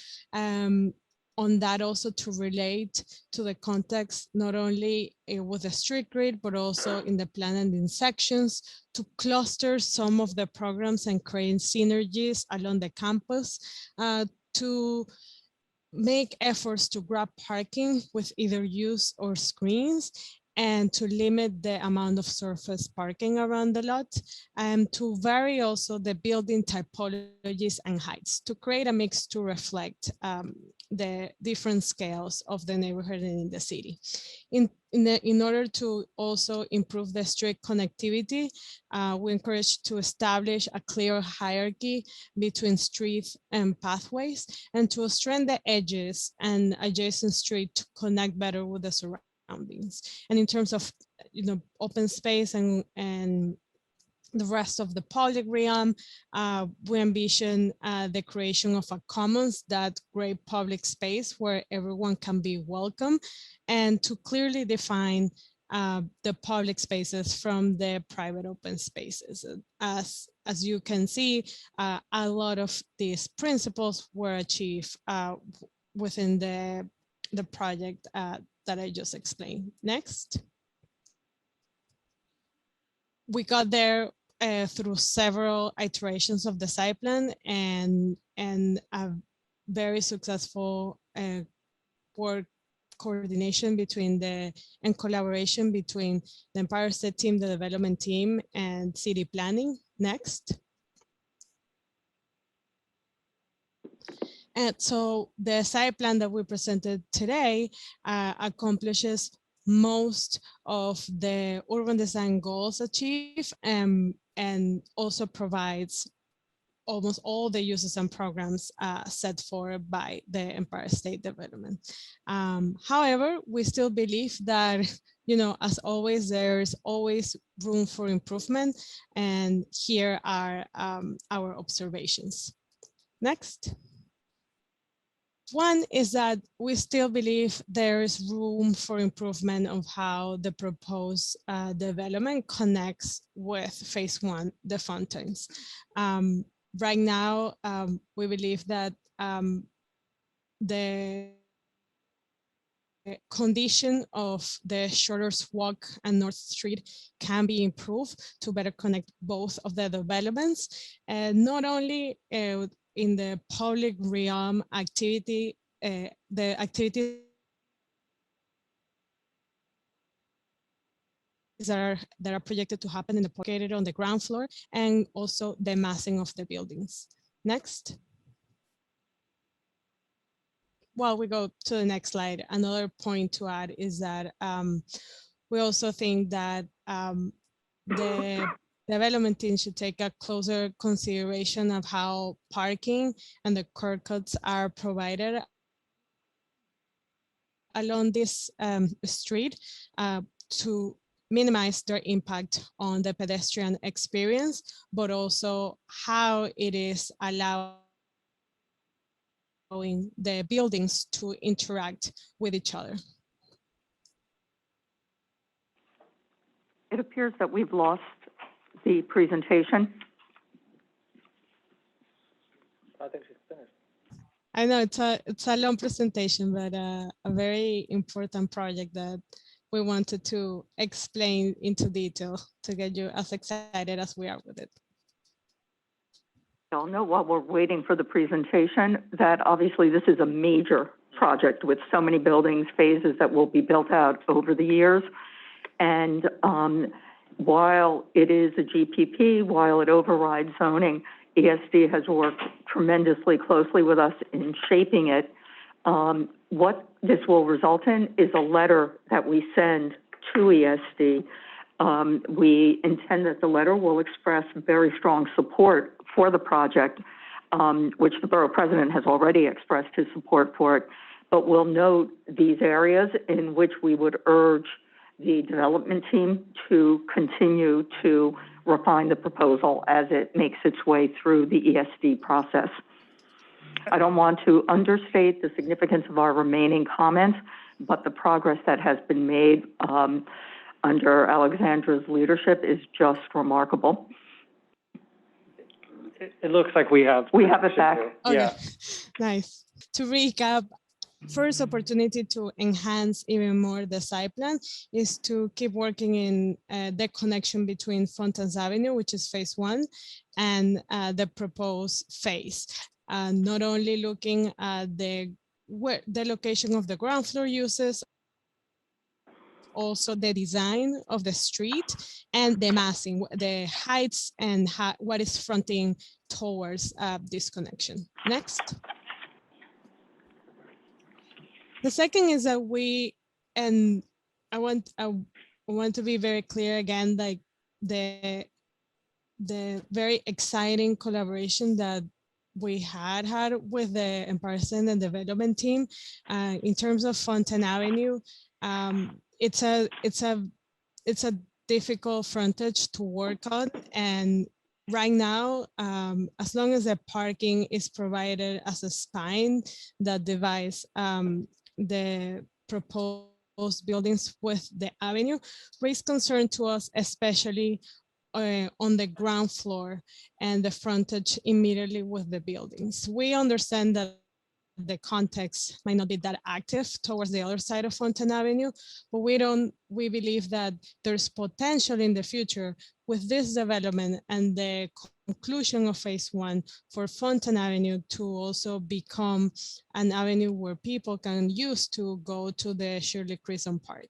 And in that sense, it's a challenge in terms of urban design of how you design this frontage. And we believe there is room for improvement, especially on the connection of the parking with the ground floor uses, either by improving the landscape or increasing the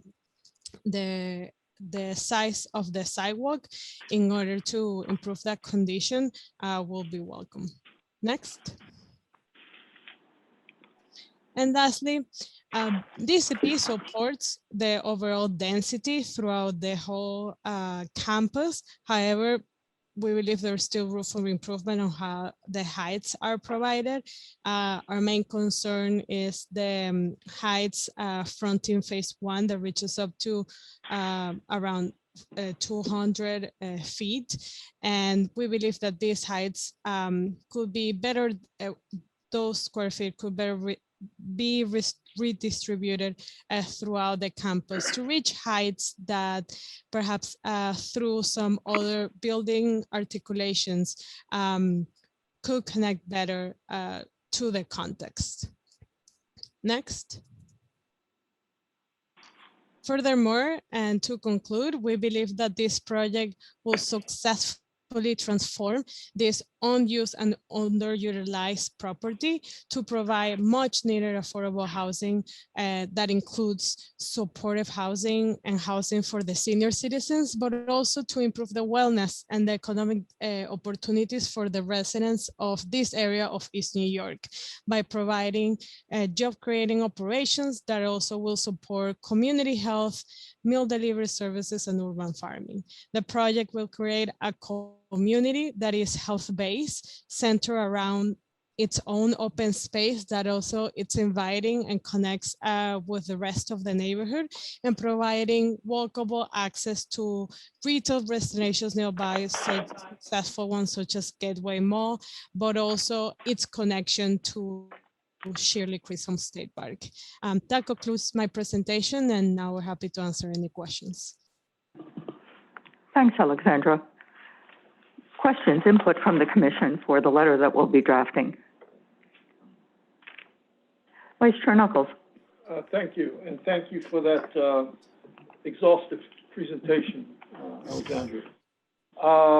As I recall, this project would be constructed on a site that currently has existing housing. Is that correct? No, the project site. Didn't it?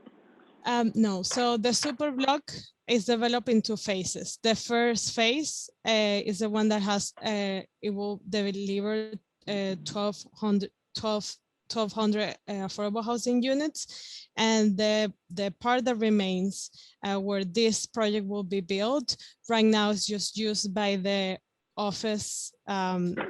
It's only used for storage, operations, and administration by the New York State Office for People and Development Disability. So in the past, it has housing as part of the medical campus and the services that provide on time, but no housing right now. So.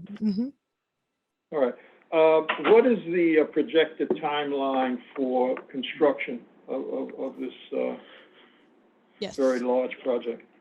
Yeah, the first phase is projected to commence in 2022, and the final phase being completed in 2030, with full occupancy of 2031. I also have some numbers about the spacing of the phases, but I thought that was too much to add in the presentation. But I can give it to you if you want the details. Okay. And you say commencement in 2022? Correct. Thank you. Commissioner Ortiz, maybe you want to use the mic. Is your mic okay? So one question. Oh, it's not even on. Oh, there you go. One question I have, I understand this is advisory, but you know, there are elements in the design guidelines that affect the ground floor plan. First, I want to say this is an amazing project. We're building a whole neighborhood, and we're not overbuilding retail. Thank you. So I don't have that concern. But there's not much about sidewalk widths that I see, or setbacks that would create, you know, a comfortable ground floor environment where we don't have retail. You know, and so we've learned from the pandemic that wide sidewalks, you know, are a wonderful and important amenity. You know, we also know that setbacks to buildings that allow for, especially if they're going to be residential units on the ground floor, setbacks to buildings that allow for some sort of landscaping that offers, you know, privacy screening for residents, you know, because I like seeing that they're not attempting to put retail everywhere on the ground floor. So, you know, those would just be the two elements of feedback I have on the design guidelines. Thank you. That's helpful. We can incorporate it into the letter. Commissioner Dweck. Thank you. Just again, I'd like to applaud the project, and especially as it incorporates many of the priorities that Borough President Eric Adams has laid out. If you can include in the letter, prior I had made the comments to Federica from the MTA about extending the 3-line. Yes. That would be helpful. Good suggestion. Thank you. Thanks so much. Okay. So our next phase will be, we will now go back and draft a letter with this input. Thank you. Thanks, Alexandra. Thank you. Thank you, Alexandra. I believe you have the next item. Yes. The ninth item on the agenda is a pre-hearing review of a zoning map and zoning text amendment in Brooklyn Community District 1. Alexandra? Hi. It's great to see you back on the same space. I hope the next time I can join you. Okay, this is an application by 307 Kent Associates to facilitate the development of a new 9-story mixed-use building at 307 Kent Avenue in Brooklyn. Next. The project area is located in Williamsburg neighborhood of Brooklyn Community District 1. Next. And the proposed development consists of a new 9-story plus cellar with approximately 93,000 square feet of mixed-use building, including 8,000 square feet of retail located on the ground floor, approximately 21,500 square feet of medical office to be located on the second and third floor, and approximately 63,000 square feet of office space located on the upper floors. The building will rise, is proposed to rise to 5 stories and 85 feet above the street line, with additional floors above the setback of at least 20 feet from each street line, then rising under a sky exposure plane to a total height of 9 stories and 151 feet. The floor to finish ceiling height could range of approximately 13 to 70 feet to accommodate the modern commercial workspaces. Accessory parking spaces are not required and none will be provided. No loading berths are required. However, one loading berth is proposed on site, and approximately 12 bicycle parking spaces will be required, but the applicant is proposing 62 bicycling spaces to be provided on the settler level. Next. In order to facilitate this development, the applicant is requesting a zoning map amendment and a zoning text amendment. Next. The zoning map amendment is to change an M31 district to an M15. The proposed M15 district will permit all manufacturing uses that will be newly subject to stringent performance standards and are more appropriate for the surrounding growing mixed-use neighborhood. The proposed M15 permits a maximum FAR of 4.0 for all commercial and manufacturing uses and a maximum FAR of 6.5 for community facility uses. It does not require any parking and reduces the loading berth compared to the M31 provisions. And as the M15 is proposed to be mapped to a depth of 120 feet from Kent Avenue, the applicant is also proposing to extend, to move the boundary of the MX M14 R6A district towards the proposed M15. So we don't live with a sliver of M31 in the middle of the block. Next. Because of this change of the extension of the MX and the residential capacity, this triggers the need to be to amend the map 2 of the appendix F of the zoning resolution to remove this 90-foot wide portion of the superblock from the excluded area and to include it as a map mandatory inclusionary housing area. Next.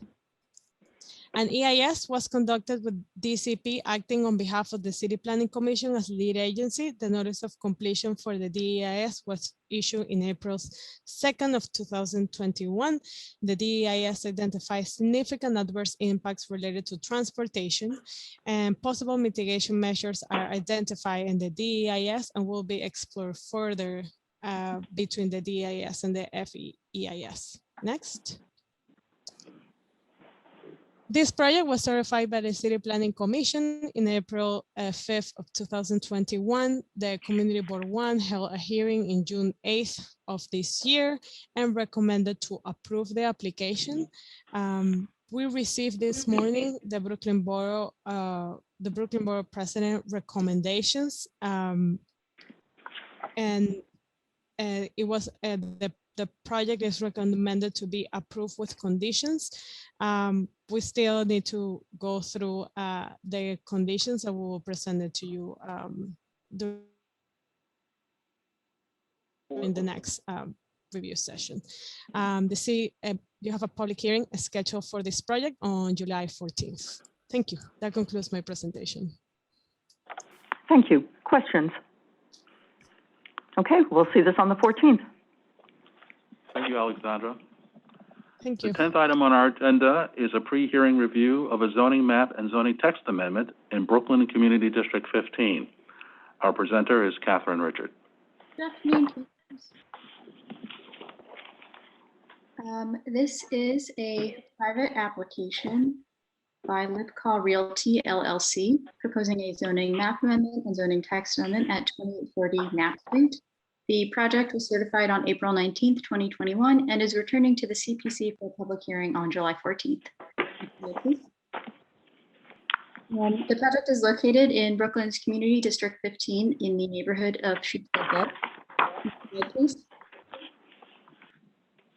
The proposed development is an interior renovation and expansion of an existing long-term care facility, Sheepshead Nursing and Rehabilitation Center. The 6-story, 2.74 FAR would not have any modifications to the building envelope under the proposed development. Approximately 5,000 square feet would be added for a new dialysis center in the basement, and about 150 square feet would be added for a new stairwell to access that space. A new 20-space parking area would also be provided, and building mechanicals would be relocated to the roof.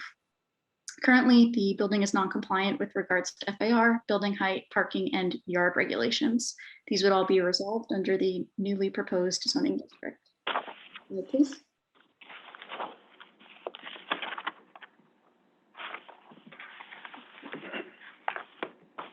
To facilitate this development, the applicant seeks a zoning map amendment, rezoning the development site from an R5 to an R6 district, and a zoning text amendment to Appendix F of the zoning resolution, creating a new mandatory inclusionary housing area. However, because this is not a residential development, no new affordable units would be provided at this time. Next slide, please. Community Board 15 held a public hearing and vote for this project on May 25th, 2021. They recommended to approve with conditions by a vote of 34 in favor, none opposed, and no abstentions.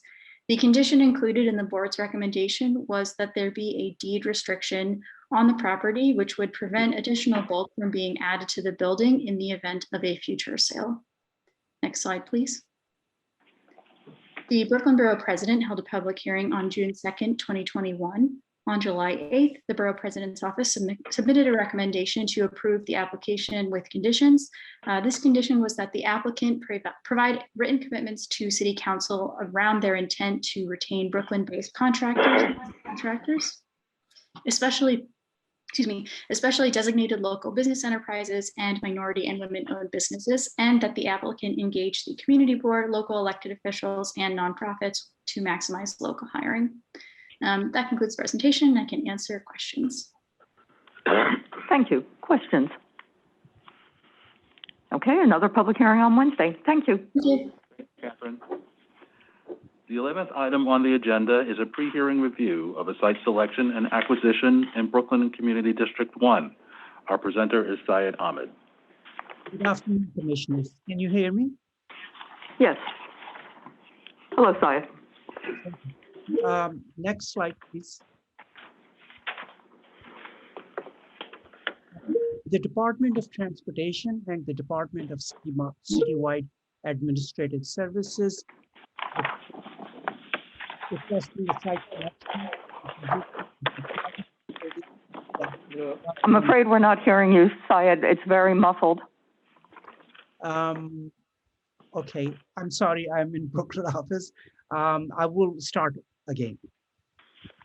The Department of Transportation and the Department of Citywide Administrative Services are requesting a site selection and acquisition of a private property located at 101 Varick Avenue in the East Williamsburg section of Community District 1, Brooklyn. Was that clear? Yes, thank you.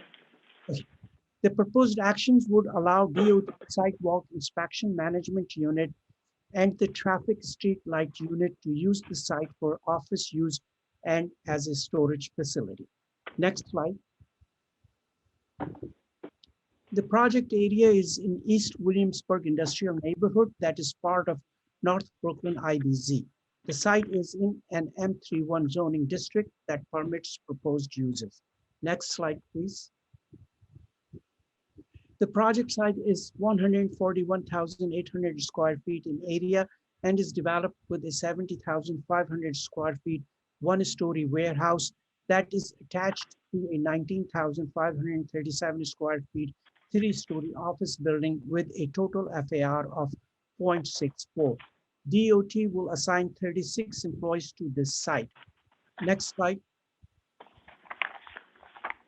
Community Board 1 held a public hearing on May 11 and on June 9th submitted a recommendation approving the application by 29 votes in favor, none opposed, and no abstentions with no conditions. We have received our President's recommendation and which with two conditions. One is that the DOT and DCAS incorporate features, sustainability features such as blue, green, or white roof or rooftop solar panels.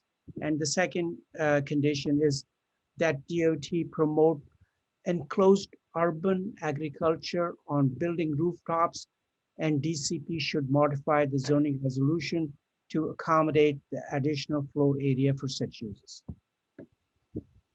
That concludes my presentation. Thank you, Syed. Questions? Vice Chair Knuckles. Syed, this is a proposed lease. Do you know the duration of the lease that is proposed?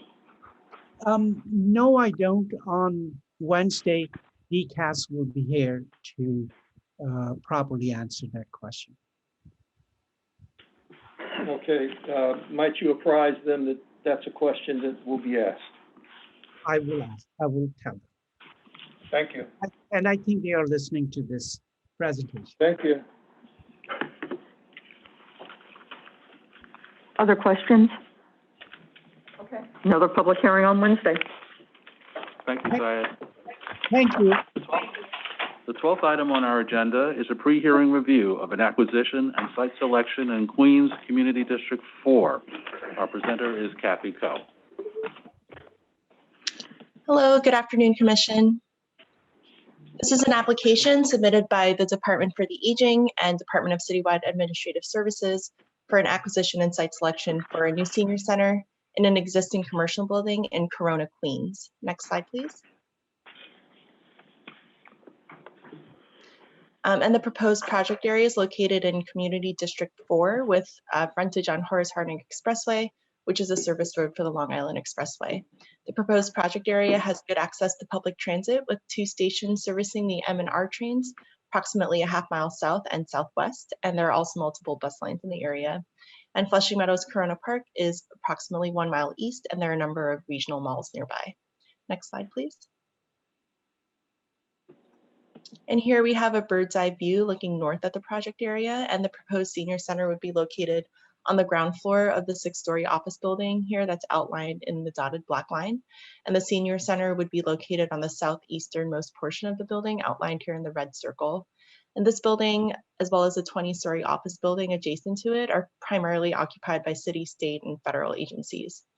Other adjacent uses on the subject block include a post office, a diner, and a public parking garage, all which front Junction Boulevard. And the rest of the block contains the LaFrac City residential complex, which consists of 20 16-story residential buildings that contain approximately 4,600 units, and community facility uses such as daycares and a branch of the Queens Public Library. South of the Long Island Expressway is Rigo Center Mall, and blocks east of the mall are developed with multiple 15 to 17-story multifamily buildings. Next slide, please.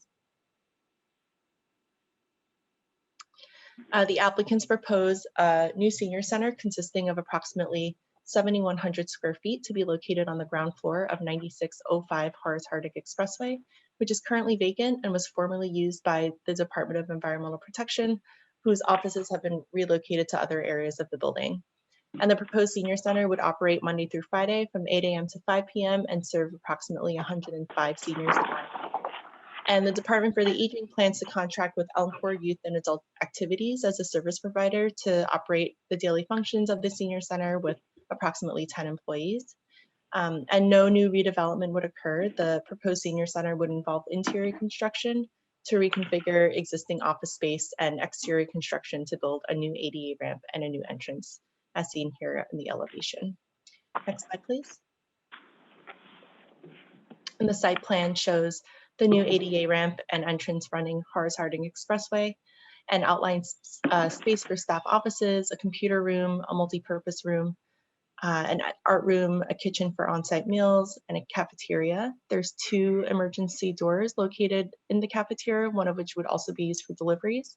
And services offered to seniors would include case assistance, education, recreation, health promotion, and nutrition education. Next slide, please. On May 11th, Queens Community Board 4 voted unanimously to approve the application and recommended that the applicant include additional drop-off and pickup locations to accommodate seniors. And the Queensborough president held a hearing on May 20th, and we're still awaiting the recommendation. That concludes my presentation. Happy to take any questions. Questions from the commission? Okay, then we'll see this at the public hearing on Wednesday. Thank you, Kathy. Thank you. Thank you, Kathy. The 13th item on our agenda is a pre-hearing review of a zoning map amendment in Queens Community District 14. Our presenter is Joy Razor. Hi, good afternoon, commissioners.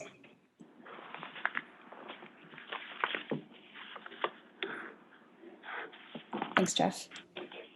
You can go to the next slide.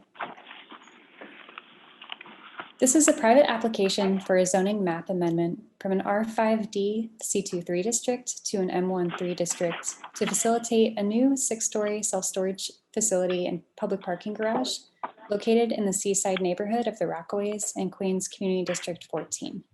This application was certified on April 5th and is returning to the Commission for a public hearing on July 14th.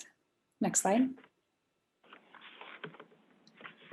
As you can see from this map, the project area is located within close proximity of the A train and is located a block away from the Beach 105th Street station. The project area is also located entirely within the 1% annual chance floodplain. The New York City Department of Environmental Protection's Rockaway Wastewater Treatment Plant is located directly north of the project area, and to the south of the project area is improved with 3 13-story residential buildings known as the Surfside Park Apartments. Next slide. This is a rendering of the proposed facility showing its location at the corner of Rockaway Beach Boulevard and Beach 106th Street.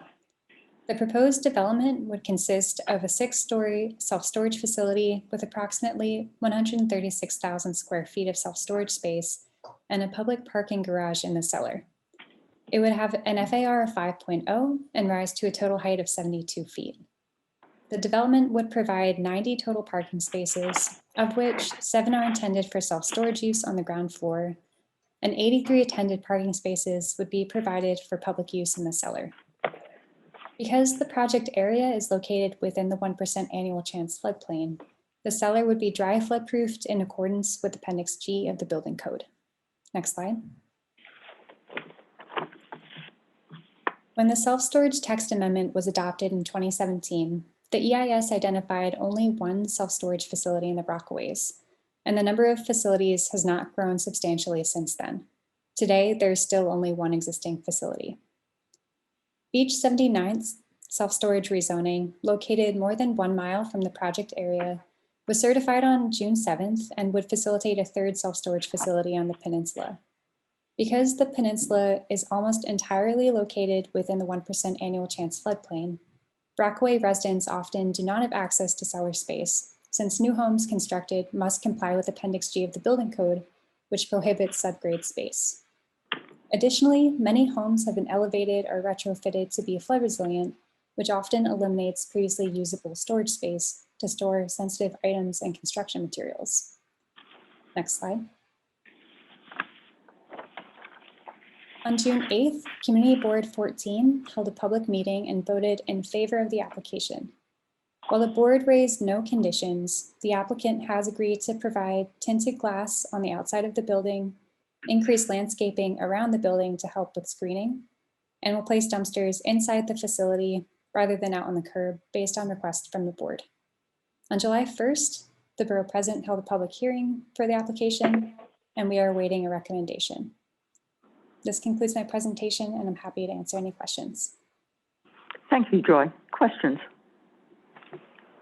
Okay, another public hearing on Wednesday. Thank you. Thank you, Joy. Item on our agenda is a pre-hearing review of a city map amendment in Manhattan Community District 12. Our presenter is Philip Montgomery. Good afternoon, Commissioners. Next slide, please. Returning for pre-hearing review is an application by the Port Authority of New York and New Jersey seeking an amendment to the city map. The proposed amendment involves the elimination, discontinuance, and closing of multiple streets near the New York approach to the George Washington Bridge in Manhattan, District 12. The proposed amendment would facilitate the construction of new ADA accessible bicycle and pedestrian access ramps to the GWB, and also the disposition of city-owned property to the Port Authority. Next slide, please. The project is part of an 11 project Restoring the George Plan, sponsored by the Port Authority to rehabilitate the 90-year-old bridge and keep it in a state of good repair.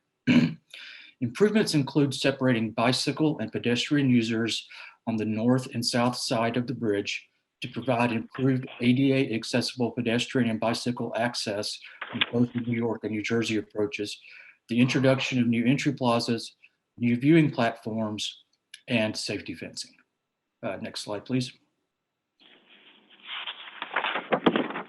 Community Board 12 voted to approve the application with 33 in favor, 0 opposed, and 0 abstentions.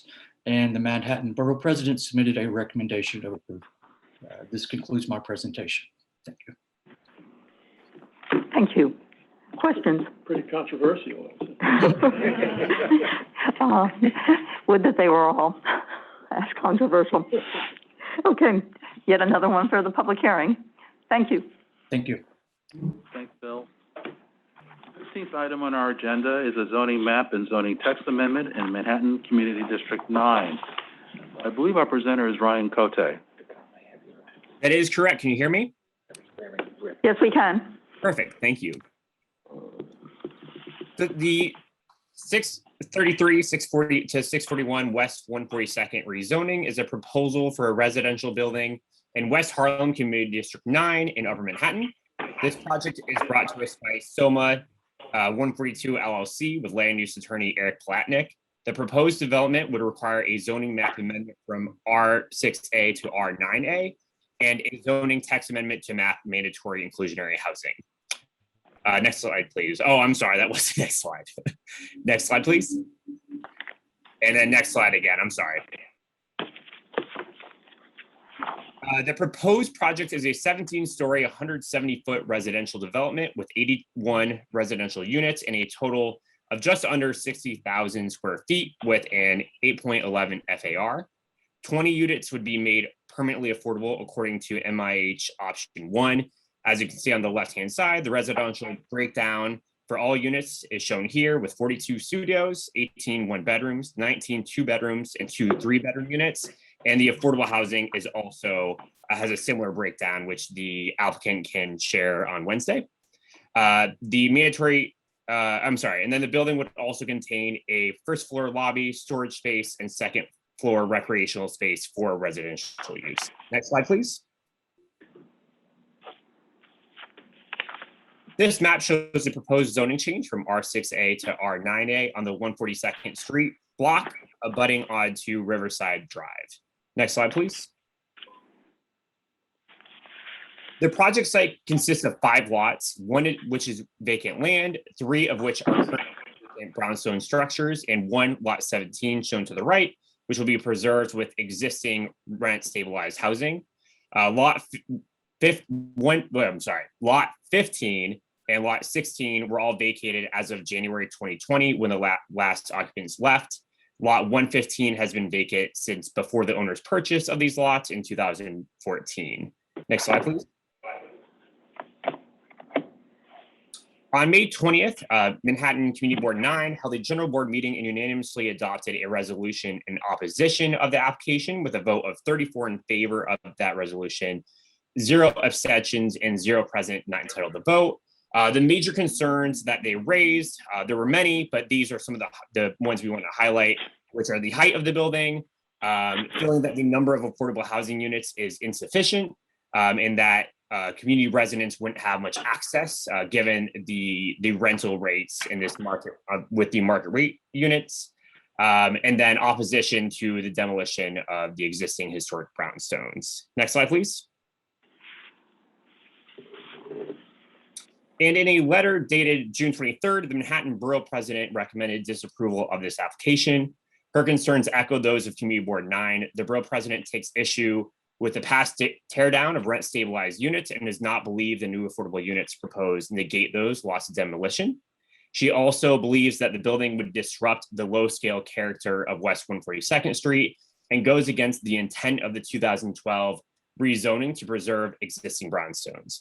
To that end, the borough president believes the R9A zoning proposed is out of scale and without rationale in the surrounding area. And finally, while the Department of City Planning supports increased density to facilitate much needed housing, we share the concerns raised by the community board and borough president about the proposed R9A density in this area and have encouraged the applicant throughout the process to explore other options.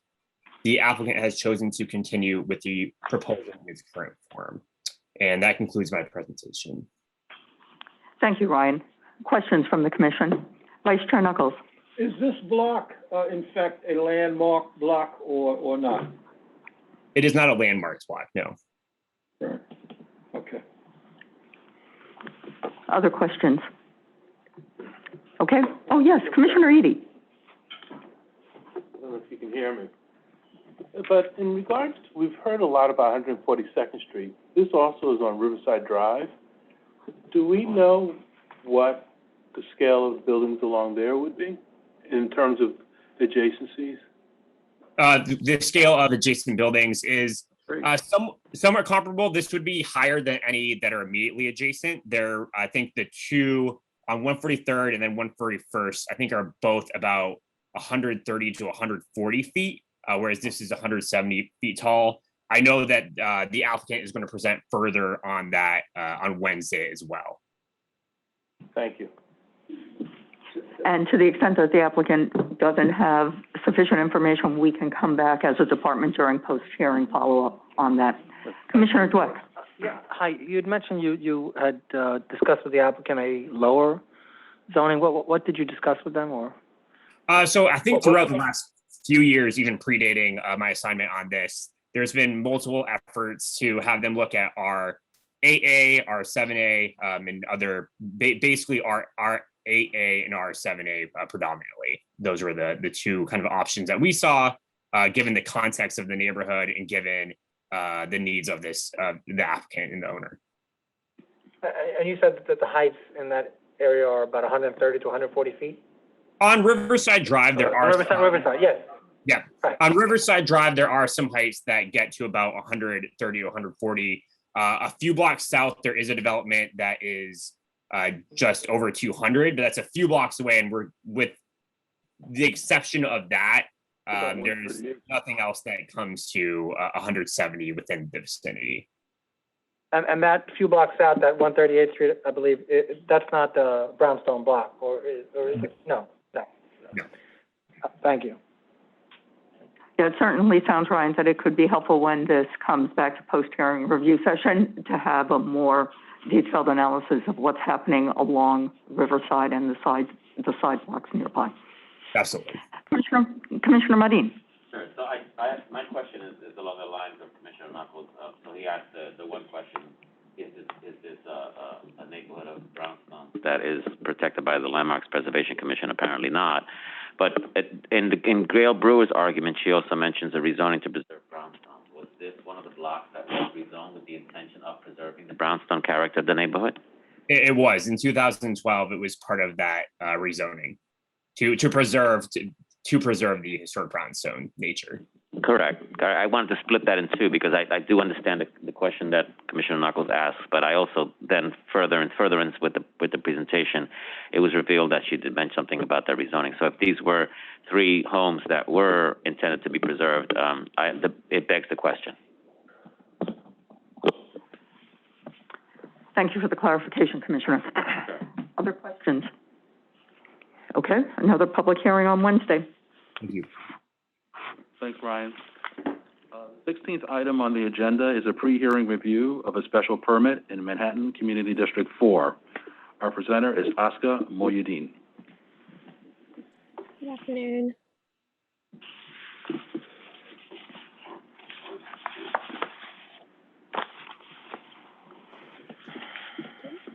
This is a private application by Windermere Properties, LLC, requesting a 74-711 special permit to modify use in bulk to facilitate the conversion, restoration, and enlargement of the currently vacant Windermere building into a mixed-use development at 406 West 57th Street in Clinton, Hell's Kitchen, Community District 4, Manhattan. This application was certified on April 5th, 2021, and is coming back to the Commission post-referral.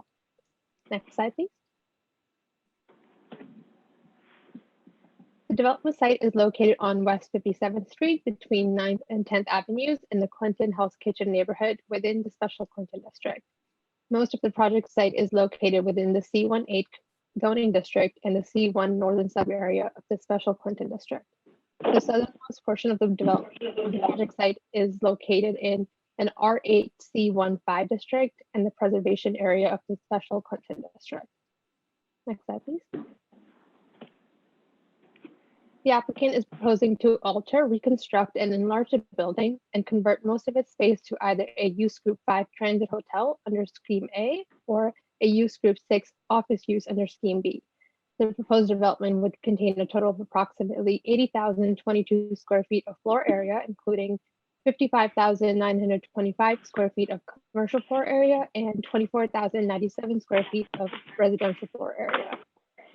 Because a portion of the development site is located in the preservation area of the Special Clinton District, the site is subject to the harassment and cure provisions in the zoning. In light of the building's long history of tenant harassment by prior owners, the applicant has elected to enter into a cure agreement with the Department of Housing Preservation and Development to provide 20 units of affordable housing with the, within the altered building, which amounts to at least 28% of the building's pre-existing residential floor area at 80% AMI. The residential portion of the building will be completely separate and fire rated from the hotel or office portion, and the entrance will be located on 57th Street. Under Scheme A, the transient hotel would have its primary entrance on 9th Avenue and would contain 174 hotel units on floors 1 through 8.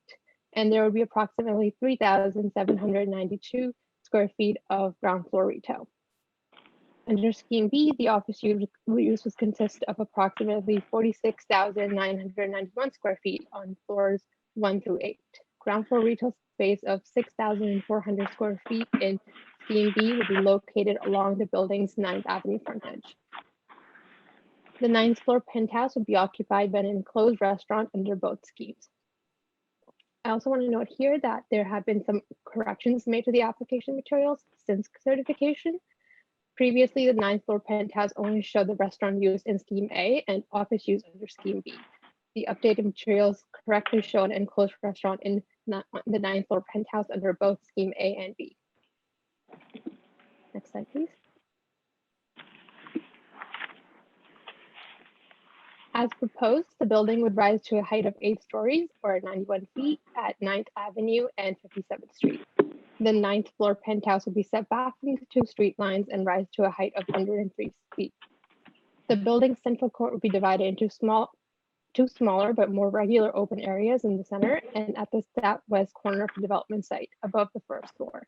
And the light well at the western property line would be reconstructed. In order to facilitate the reconstruction and enlargement and conversion of the building, the applicant is requesting use, height, court, distance between windows, and open space requirement waivers, modifying the zoning resolution sections listed here. Since this is an individual landmark building, the applicant also agreed to complete extensive repair and restoration of the building's exterior pursuant to several approvals granted by the Landmark and Preservation Commission.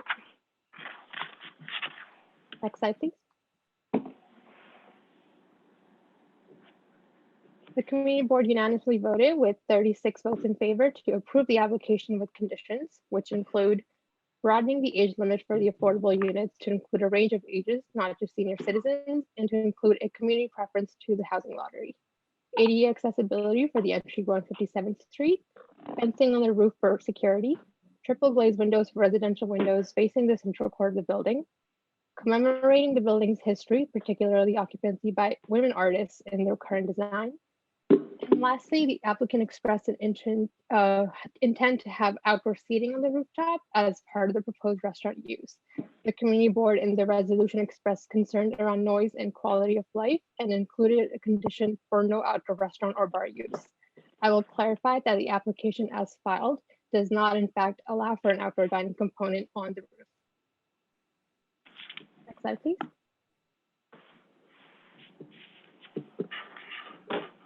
In response to the community board conditions, the applicant has agreed to working with the project's administrating agent, the Metropolitan Council on Jewish Poverty, to explore the possibility of broadening the age limit for the affordable units, and with the HPD to include a preference to community board or residents if that is consistent with HPD procedure.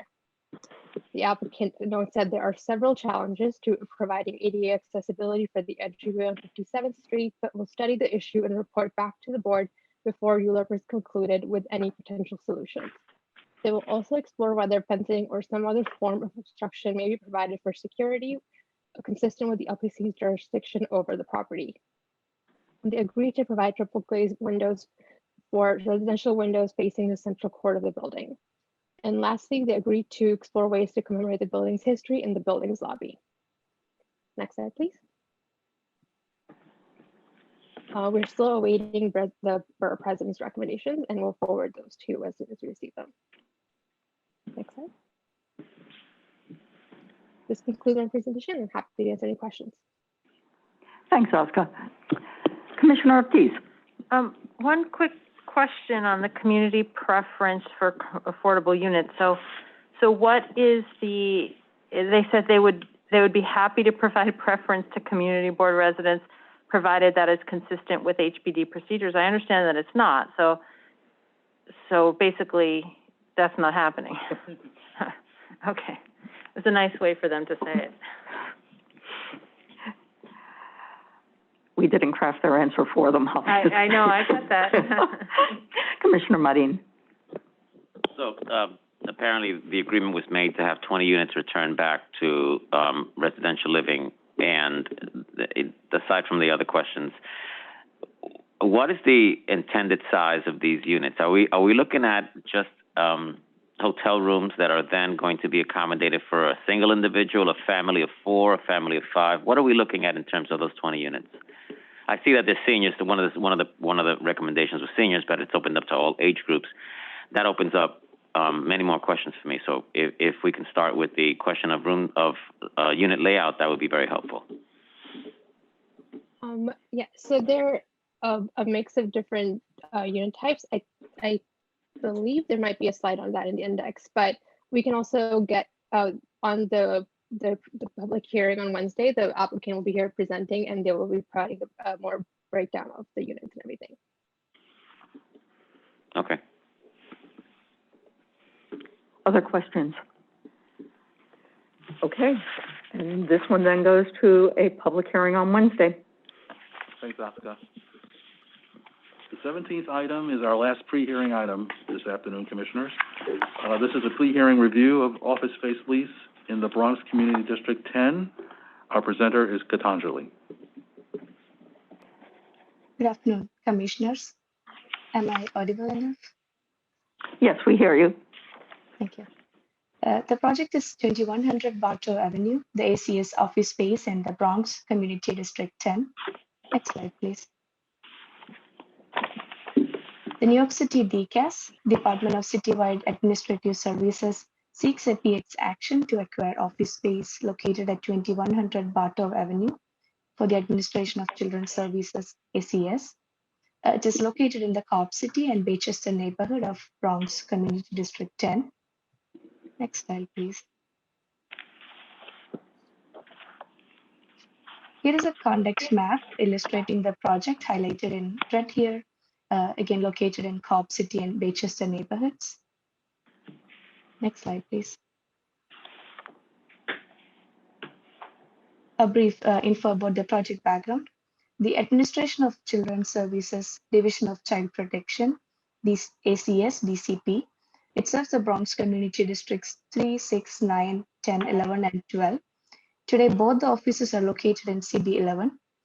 The proposed development is a relocation from existing space at 974 Morris Park which is occupied temporarily over 15 years ago, and hence the building was not designed to meet the agency's needs. The current office spaces are highlighted in blue in the map to the left. The new proposed office space highlighted in red here will replace the 974 Morris Park Avenue office, and it will better serve the public and enhance accessibility to the other CBs such as 10, 11, and 12. The map shows the proposed community district alignment and depicts a better organization and accessibility to the community districts in the north. Next slide, please.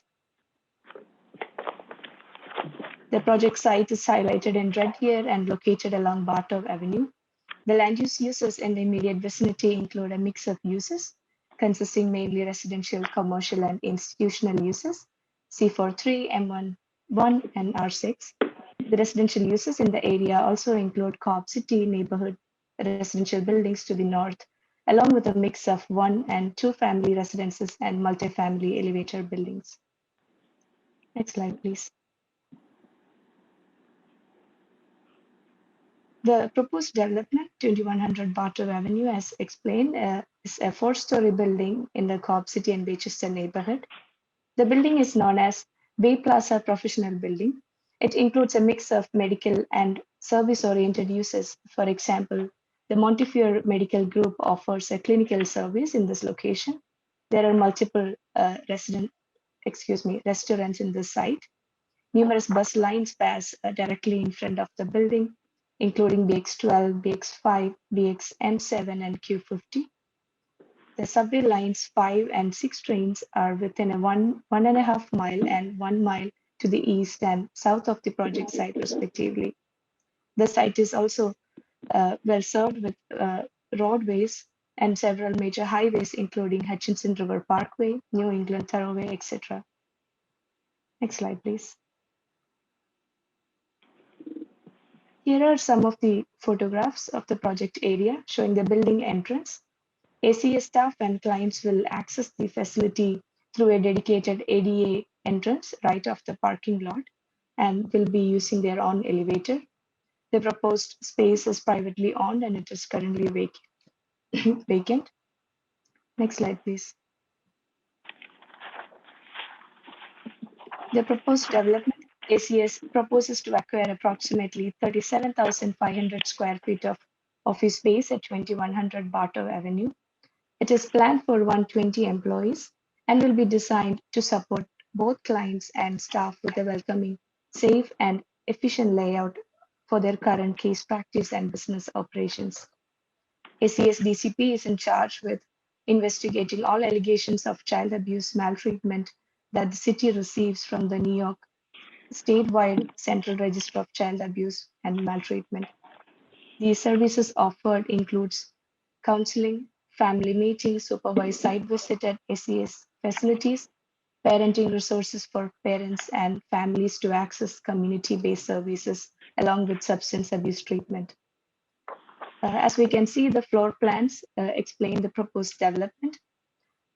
The new site serves the client better with the following amenities, such as separate ground floor entry and elevator, 25 people capacity reception area, age-appropriate waiting area for children and infants, family meeting and outreach rooms, pantry for emergency food and boutique for emergency clothing, nurse exam room for medical treatment, and separate family restrooms with changing tables and lactation rooms. In addition, the site also serves the staff better with union-approved workstation. The staff office is separated from the public client space, along with adequate conference room for training and meetings. A modern security office is also centrally located. This spatial design, as mentioned, will be similar to the other new office spaces in the Bronx. There will be 10 dedicated parking spaces in the site for the facility. Once the lease is executed, the space will be built out based on these new requirements of the office. Next slide, please. The requested PX office action to acquire an office space submitted by DCAS for the use of property located at 2100 Bartow Avenue, Block 51, 41, Lot 820 for the Administration of Children's Service ACS located at Cobb City and Baychester neighborhoods of Bronx Community District 10.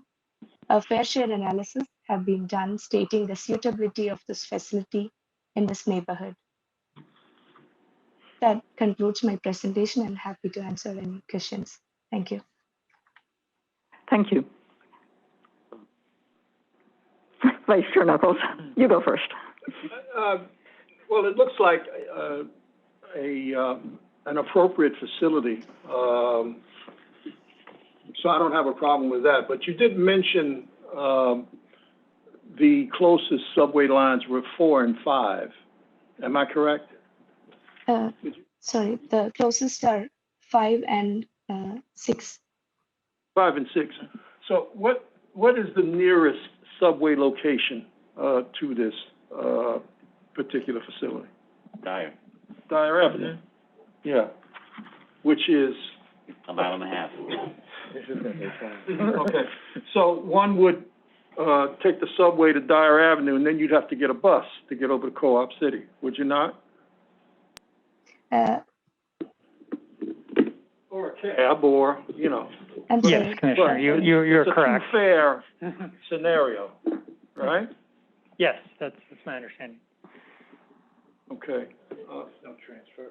No transfer, but in other words, but it's a burden. Got it. Yeah, I mean, I'm torn because this, you know, this facility looks, is probably a vast improvement over Morris Park Avenue. But Morris Park Avenue is arguably more convenient for clientele than is this.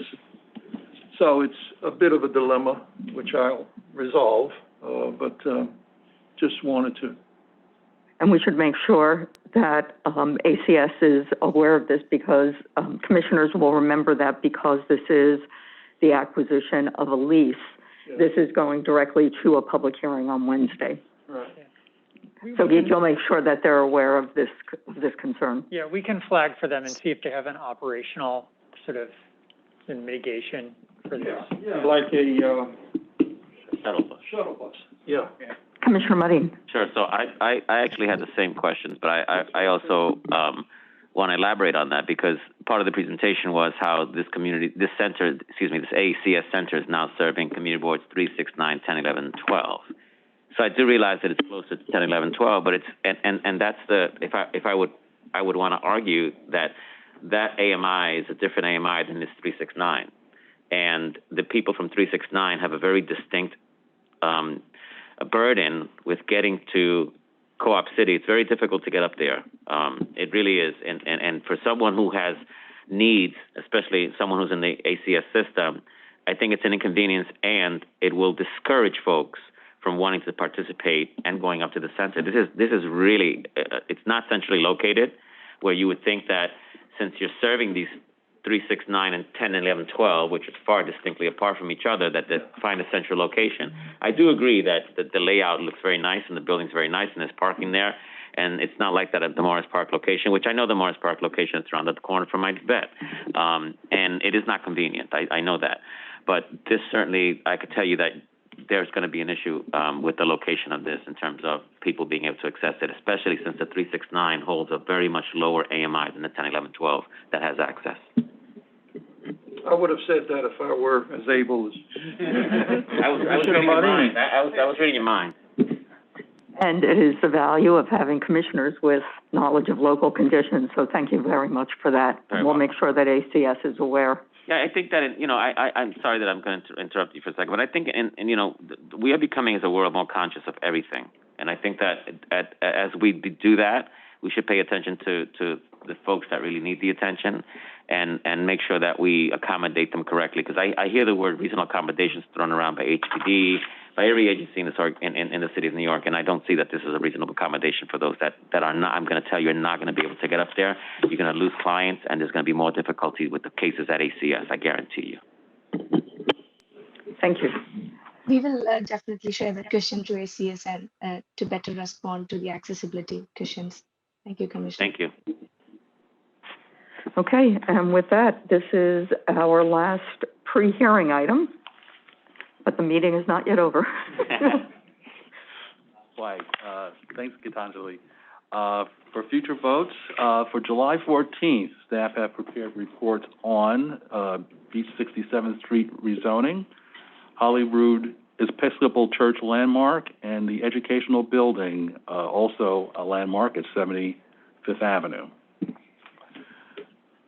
Also scheduled for a decision on Wednesday is 51 Sloan Avenue on Staten Island, 9 Plowman's Bush Residence in the Bronx, and 5040 Arlington Avenue, also located in the Bronx. We also have 2 post-hearing follow-up items. First one for post-hearing follow-up, here is 840 Atlantic Avenue rezoning, and Jonah Rogoff is here to discuss.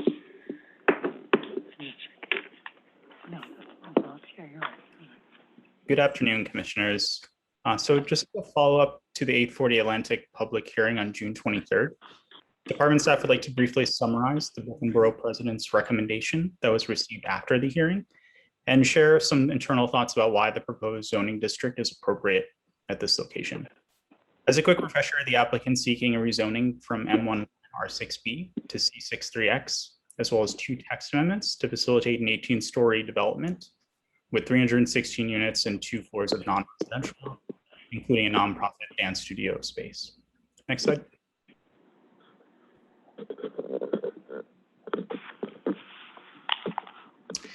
On June 28th, the Brooklyn Borough President voted to disapprove the application with the following conditions. First, in lieu of a proposed C63X district, consider either to retain the existing M11 zoning along Atlantic, rezone the remainder of the M11 district along Vanderbilt to R7A with a 14 overlay, or retain the existing R6B district. In addition, consider establishing a contextual variation of a C61 district with required non-residential frontage. And then in lieu of retaining the existing M11 along Atlantic Avenue, modify the proposed zoning to C62A, which is an R8A equivalent, if the applicant commits to restricting the residential FAR to 4.6 and include 8,000 square feet for a nonprofit community or rec center, school use, or a dance studio space at a below market rate. Otherwise, rezone the area to C45D, which is an R7D equivalent, if the applicant commits only to an 8,000 square foot below market nonprofit school or dance studio space. Next slide, please. Further, the Borough President recommended to change MIH option 2 to option 3 and obtain commitments from the applicant related to increasing the percentage of 2 and 3 bedroom units, implementing outreach efforts to low-income seniors, utilizing local nonprofits to serve as the administrating agent for the MIH units, incorporating a series of resiliency and sustainability measures, constructing public realm improvements and other amenities along the sidewalk, engaging with car sharing companies to lease parking, implementing a rat baiting plan, and then finally retaining local and minority women-owned businesses as project contractors. And I just want to say that in a correspondence with the applicant team last week, they did indicate interest in many of these, particularly the public realm improvements and sustainability measures. So before moving to the second half of the presentation, I just want to quickly call attention to a specific statement in the Borough President's recommendation, which suggested that targeted downzonings that limit new housing can prevent displacement and gentrification. We wanted to note this because the department finds this suggestion to be really at odds with growing evidence about the effects of limiting new housing, particularly in the face of rising demand. Cities and states around the country today, as well as the federal government, increasingly recognize that restrictive zoning can compound the housing affordability crisis.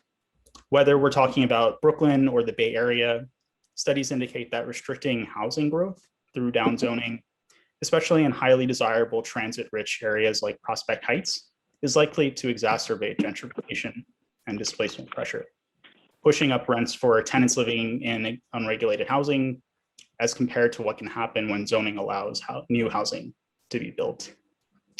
We fully recognize the challenges related to displacement and rising housing costs that are affecting Prospect Heights as well as the surrounding neighborhoods That being said, as highlighted in HPD's Where We Live plan and the city's approach to fair housing, providing new housing, particularly through rezonings that apply mandates for affordability, is absolutely key to relieving displacement pressure and supporting a broader goal of equitable, inclusive neighborhoods. Next slide, please. So just in light of discussions and public review around the project's proposed height and density in relation to other parts of M Crown and Atlantic Avenue, we wanted to briefly share some of the department's internal considerations. First, we want to note that the site is situated near both downtown Brooklyn and Atlantic Terminal, a local and regional transit hub. Next slide. And then with respect to the surrounding area, the site lies at the nexus of not one, but two very wide streets, Vanderbilt Avenue being 100 feet wide and Atlantic Avenue being 120 feet wide. In contrast to much of the surrounding area, which has been subject to area-wide contextual rezonings with the goal of supporting the built character, we believe this intersection really represents an important node and gateway that can accommodate a high density for both residential and commercial use. Next slide, please. So in the view above, we want to point out the built and planned developments across the street that serve as precedents, including 470 Vanderbilt, a full black site that was rezoned to C63A or an R9A equivalent, as well as 809 Atlantic Avenue, a site that was rezoned to R9 and has an even higher density on its footprint due to the transfer of floor area from a nearby landmark and adjacent property. Meanwhile, 550 Vanderbilt, which is part of the state-led Pacific Park project, also maintains a height and density comparable to what's being proposed in 840 Atlantic. Next slide. And just a second perspective with the proposed development shaded in white in context again with current and future development. In this diagram, we want to note that 840 Atlantic's proposed building height of 195 feet would actually be less than 550 Vanderbilt's height of 201 feet and 809 Atlantic's height of 312 feet. In addition, under the future build out of Pacific Park, the developments further to the east, actually directly to the east, shown in the opaque shading, would stand even taller. Next slide. And in the photo above, just again, note that the width of the streets and intersection of this particular intersection is quite large. And in the bottom photo, you can see a view of 550 Vanderbilt and the construction of 809 Atlantic in the center. Next slide. Lastly, with respect to the M Crown framework, which continues to serve as a great guidepost for private applications, the department believes that the proposed zoning is generally consistent with the framework, providing much needed affordable housing and space for jobs and active uses. When crafting the framework, we were really careful to call out the corner of 840 Atlantic with a darker color for its unique opportunity to accommodate a slightly taller, denser development than other parts of Atlantic. First, due to its proximity to a little closer to downtown Brooklyn. Second, for its ability to be a step down or transition from Pacific Park and other tall developments. And third, for its location at the corner of two wide streets at such an active, prominent node or gateway along Atlantic Avenue. For these reasons, we believe 840 Atlantic's proposed zoning was specially tailored to this location and is really not intended to be a precedent for applications directly to the east. We also believe that the proposed zoning is responsive to the context based on the many planning considerations I described, which can stand even independent of our work around the framework. And with that, I'm happy to take any questions. Thank you. Thank you, Jonah. Questions? Okay, thanks for the follow-up, Jonah. Thank you. Thanks, Jonah. We have one last item, commissioners, post-hearing follow-up, 133 Beach 116th Street rezoning in Rockaway.